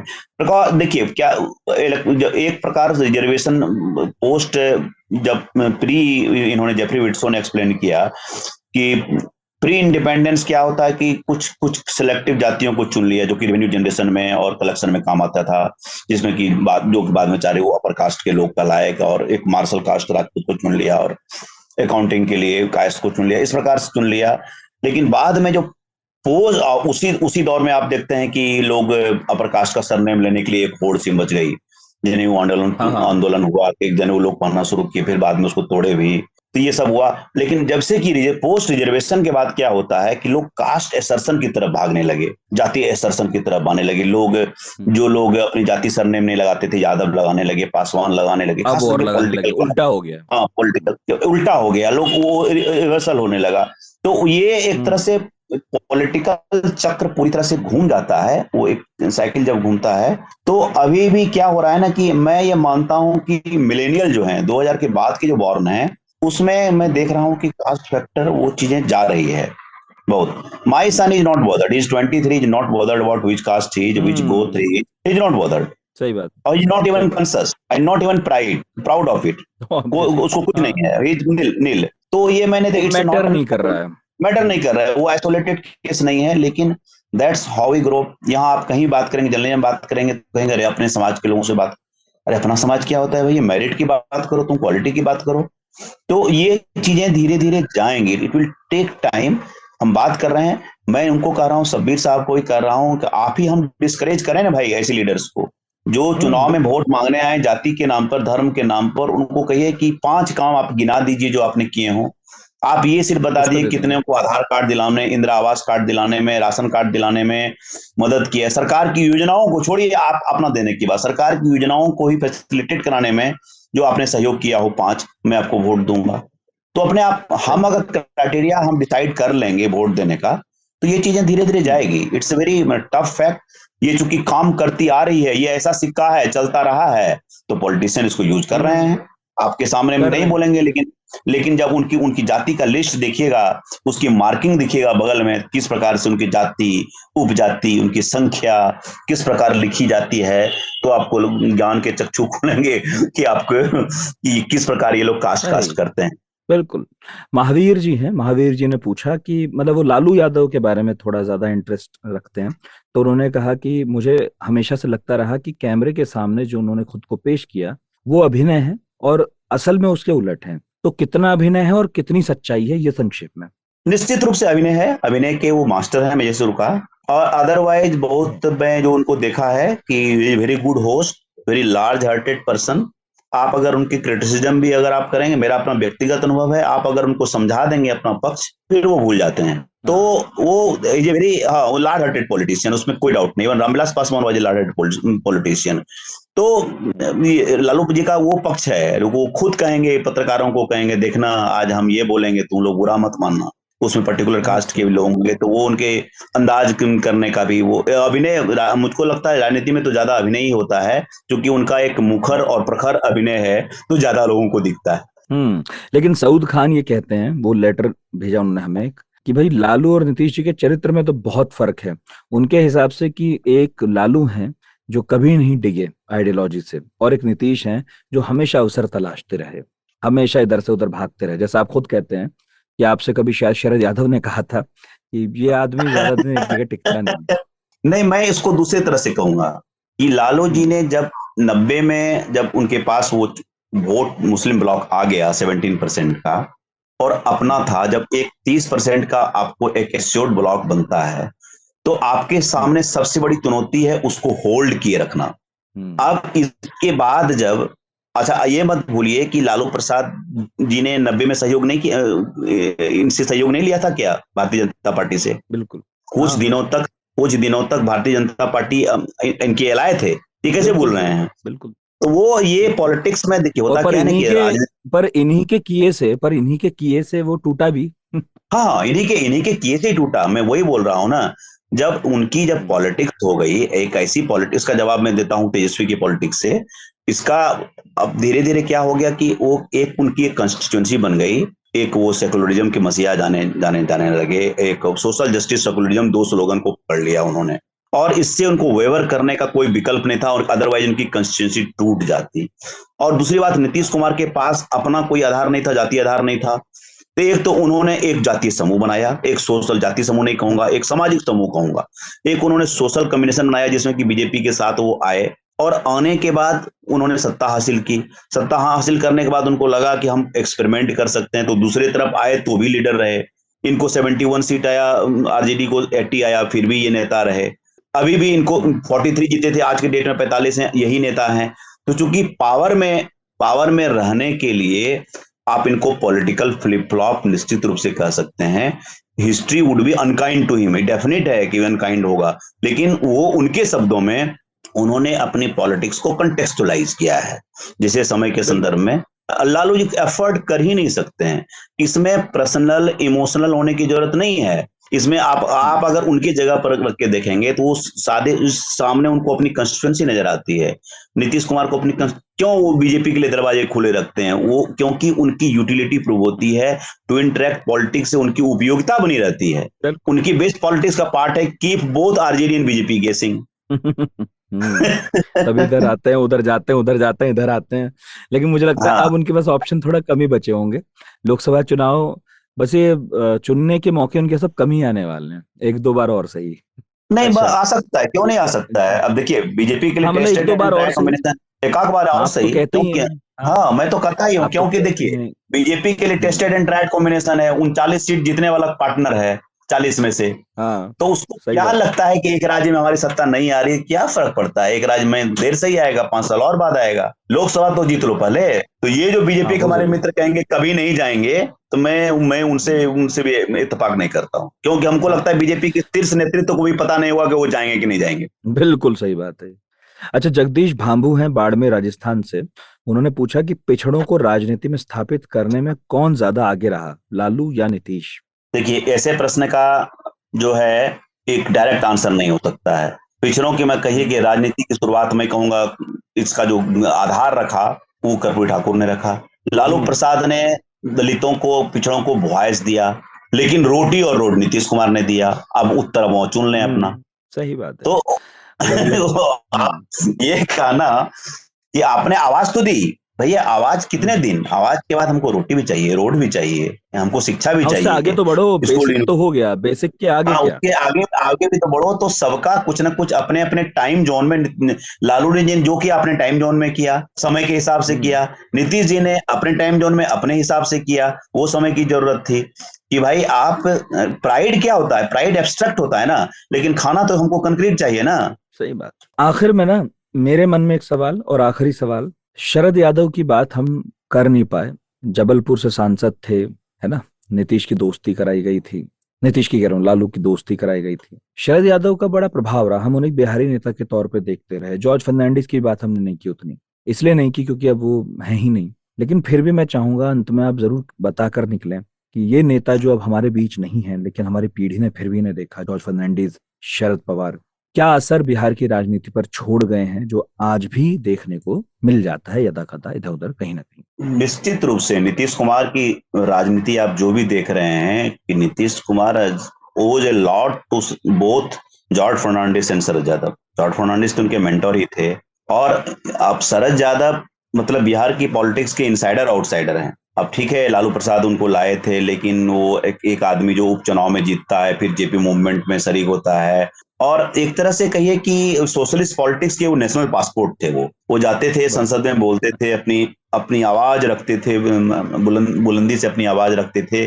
और उन्होंने वो रियल पॉलिटिक में विश्वास रखते थे, क्योंकि उनको लगा था कि मैं बिहार का मुख्यमंत्री नहीं बनूंगा। वो भ्रम नहीं था उनको, और वो करना भी नहीं चाहते थे। वो हमेशा राष्ट्रीय राजनीति बनाना चाहते थे। लेकिन एक जमाना ये था कि जबकि मतलब देवीलाल के ये माने जाते थे कि हनुमान माने जाते थे, और लालू प्रसाद को मुख्यमंत्री बनाने में इनकी बहुत बड़ी भूमिका है। लीडर ऑपोजिशन जब चुने गए तब भूमिका थी इनकी, मुख्यमंत्री बने तब भूमिका थी शरद यादव की। तो शरद यादव की लालू प्रसाद के लिए भूमिका थी। बाद में दोनों साथ में लड़े भी, एक दूसरे को हारे भी। एक बार का वाकया है, शरद यादव को रिसीव करने के लिए दोनों ही आदमी एयरपोर्ट पर गए थे। अच्छा। एक समय ऐसा था कि दोनों, क्योंकि वो देवीलाल के दूत के रूप में आया करते थे 90s में, 89 में, 1990 में तो कई मुख्यमंत्री बन गए, उसके पहले की बात है। तो 88 और 90 के बीच में जो एक तरह से उनका एक हनक था, और एक दोनों के सीनियर नेता के रूप में जाने जाते थे। ये शरद यादव की भूमिका थी। जॉर्ज फर्नांडिस की भूमिका निश्चित रूप से नीतीश कुमार के लिए थी। और जिस प्रकार की राष्ट्रीय राजनीति में जब अपनी राह उन्होंने अलग की समता पार्टी बनाई 94 से, तभी से उनके साथ में थे, और जब एनडीए में साथ गए तो वो भी उनका निर्णय था। उसके बाद फिर साथ में आने के बाद किस प्रकार से कन्वर्टिबिलिटी बनती है, और थोड़े से डिफरेंसेस हुए जब नीतीश कुमार को प्रोजेक्ट किया गया था मुख्यमंत्री के रूप में, तो अरुण जेटली ने कहा जाता है कि उनसे बात कर ली थी, जॉर्ज फर्नांडिस को कॉन्फिडेंस में नहीं लिया गया था, जिसका कि शरद यादव ने भी एक वर्जन दिया था कि हाँ आपस में बातचीत ये हो गई थी, इनको शायद लूप में नहीं रखा गया था जॉर्ज साहब को। तो फिर बाद में वो ज्यादा दिन नहीं चला कि चलो कोई नहीं पूछा, फिर उन्होंने इंडोर्स किया। और फिर लास्ट के दिनों में जब वो मुजफ्फरपुर से चुनाव लड़ना चाहते थे, उनका स्वास्थ्य अच्छा नहीं था, उनको अल्जाइमर हो गया था, तो उनको टिकट नहीं दिया गया था और फिर वो टोकरी छाप पर वो इंडिपेंडेंट होकर लड़े और हार गए थे। तो वो एक बहुत ही जॉर्ज साहब का एक ऐसा इमेज था कि जिस उस कद्दावर नेता के लिए वो ठीक नहीं लग रहा था कि जो आदमी 77 में मतलब हाथ में हथकड़ी लगा के जीत सकता है जेल में रह के चुनाव, और उस नेता की ये स्थिति है जो कि संवाद नहीं कर पाता है, हाथ में पैम्पलेट लेके घूम रहा है। लेकिन फिर नीतीश कुमार ने उस चीज को करेक्ट किया और फिर उनको राज्यसभा भेजा, लेकिन उसके बाद तो फिर वो गंभीर रूप से बीमार चले गए। और तीसरी बार जो मैंने नीतीश कुमार को रोते हुए देखा, मैं 2 वाकया तो दिखाया, तो तीसरा वाकया जब था जब जॉर्ज फर्नांडिस की मृत्यु हुई थी, अच्छा, तब भी नीतीश कुमार को मैंने देखा था रोते हुए। तो एक न एक तरह से तो वो चीज तो अंत में आ ही जाती है ना, जब आदमी नहीं रहता है तो उनका महत्व उनको समझ क्या रोल क्या भूमिका थी, तो ये था। और शरद यादव बहुत इंटरेस्टिंग प्लेयर रहे हैं बिहार की पॉलिटिक्स के लिए, बाहर जाते रहे आते रहे, नीतीश कुमार के लिए भी, लालू प्रसाद के लिए भी। और जब 13 में उन्होंने छोड़ा था तो शरद यादव फ्रंट रो में थे बैठे हुए, जो कि प्रेस को बता रहे थे कि किन किन कारणों से छोड़ा। लेकिन 17 में वापस गए तो उनको बहुत तकलीफ हुई, उन्होंने अपना रास्ता धीरे धीरे अलग कर लिया और उसके कारण से राज्यसभा की सदस्यता उनको गंवानी पड़ी। और फिर बाद में एक अपनी नई पार्टी बनाई, फिर एक ही अलायंस में दोनों हो गए। उनके अंतिम दिनों में नीतीश कुमार मिलने भी जाया करते थे, तो लेकिन उन्होंने अपना इनिंग्स खेल लिया था। और लास्ट में शरद यादव जी को मैंने पूछा था कि आपको राज्यसभा में राजद ने नहीं भेजा, तो बोला नहीं ये तो उनका एक अपना डिसीजन है, मैं किसी होड़ में अब नहीं हूँ। हाँ, तो वो अब जान चुके थे कि मैं I have played my innings very well और कुछ नहीं। लेकिन हाँ, वो समाजवाद के बारे में, लोहिया के बारे में हमेशा अपनी राय रखने में वो हमेशा रहते थे। वो जस्टिफाई करते थे कास्ट सर्वे को भी कि नहीं लोहिया जी बोलते थे कि भाई जाति को तोड़ना है, लेकिन ये तोड़ने का रास्ता जाति के थ्रू हो के जाता है, तो उस प्रोसेस का हिस्सा है ताकि वो समाज में सब वर्ग को ये मिले, इस तरह से वो जस्टिफाई करते थे। बिल्कुल जी। तो ये नेता थे जिन्होंने बिहार की हालिया जो राजनीति है उसे शेप किया, और वो ये कुछ नेता थे लालू, नीतीश, और जिनके बाद हमने बात की चिराग या तेजस्वी, जो अब बिहार की राजनीति को शेप करेंगे। तो संतोष जी, आपकी तो खैर और भी किताबें आनी हैं और अब तो आगे चुनाव ही पड़ा है पूरा, तो आपको कष्ट देने का सिलसिला चलता रहेगा सर। सच एन ऑनर, कोई कष्ट नहीं, ये मेरे लिए सम्मान की बात होगी। आपने बहुत छोटे में सर जिस तरह समझाया आज, वाकई जिन्हें नहीं आइडिया है बिहार की पॉलिटिक्स का, क्योंकि सुर्खियों से आइडिया लगता है बस, बहुत समय नहीं होता लोगों के पास किताब पढ़ने का आजकल, या जो कुछ राजनीतिक इतिहास है उसे समझने का। मुझे लगता है कि इससे ठीक ठाक एक समझ 3.5 दशकों की राजनीति को लेकर बिहार की बनेगी सर। बहुत बहुत धन्यवाद, थैंक यू सो मच। आप कुछ सर जोड़ना चाह रहे थे, आप प्लीज जोड़िए। नहीं, जोड़ना क्या, तो संक्षेप में अब क्या है कि मैं जोड़ना यही चाहूंगा कि जो यंग जनरेशन है, मैं उनसे यही अपील करूंगा कि थोड़ा सा अध्ययन करें करंट पॉलिटिक्स को। सिर्फ टेलीविजन चैनल, पॉडकास्ट और यूट्यूब से ही सिर्फ नहीं आप जाने, अच्छी बात है, कुछ यूट्यूबर्स पॉडकास्ट सब बहुत अच्छे होते हैं, मैं भी बहुत सारे पॉडकास्ट सुनता हूँ, जरूर उनको सुने, उसमें कैप्सूल मिलेगा आपको। लेकिन एक अपना इंडिपेंडेंट स्टडी जरूर कीजिए, चाहे आप जिस वर्जन से ई बुक करके करते हैं, किंडल पर करते हैं, तो उसको आपको अपनी राजनीतिक समझ मिलेगी। और जो भी एक्सपर्ट, डोमेन एक्सपर्ट बोलते हैं, कोई जरूरी नहीं कि आप उसको एग्री करें। हम तो चाहेंगे कि हम जो बोले उसको डिसएग्री भी करें और काउंटर पॉइंट भी आप मुझे दें, ताकि हमारा भी एक तरह से हम इनरिचमेंट हो, सब समृद्ध हों एक दूसरे के ज्ञान से। बहुत बहुत शुक्रिया सर, बहुत बहुत शुक्रिया आपका। Thank you Nitin, thank you. धरती चौकोर नहीं गोल है, बरमूडा ट्रायंगल में कुछ तो झोल है, ब्लू स्काई में समंदर का रोल है। आपको पता है कोहिनूर का क्या मोल है? मोटी किताबें मत उठाइए, गूगल भी मत चलाइए, बस आज तक रेडियो पर ज्ञान ध्यान लगाइए। हर वेडनेसडे से संडे रोज लगेगी क्लास एप्पल पॉडकास्ट, विंक म्यूजिक, स्पॉटिफाई, जियो सावन और गूगल पॉडकास्ट पर।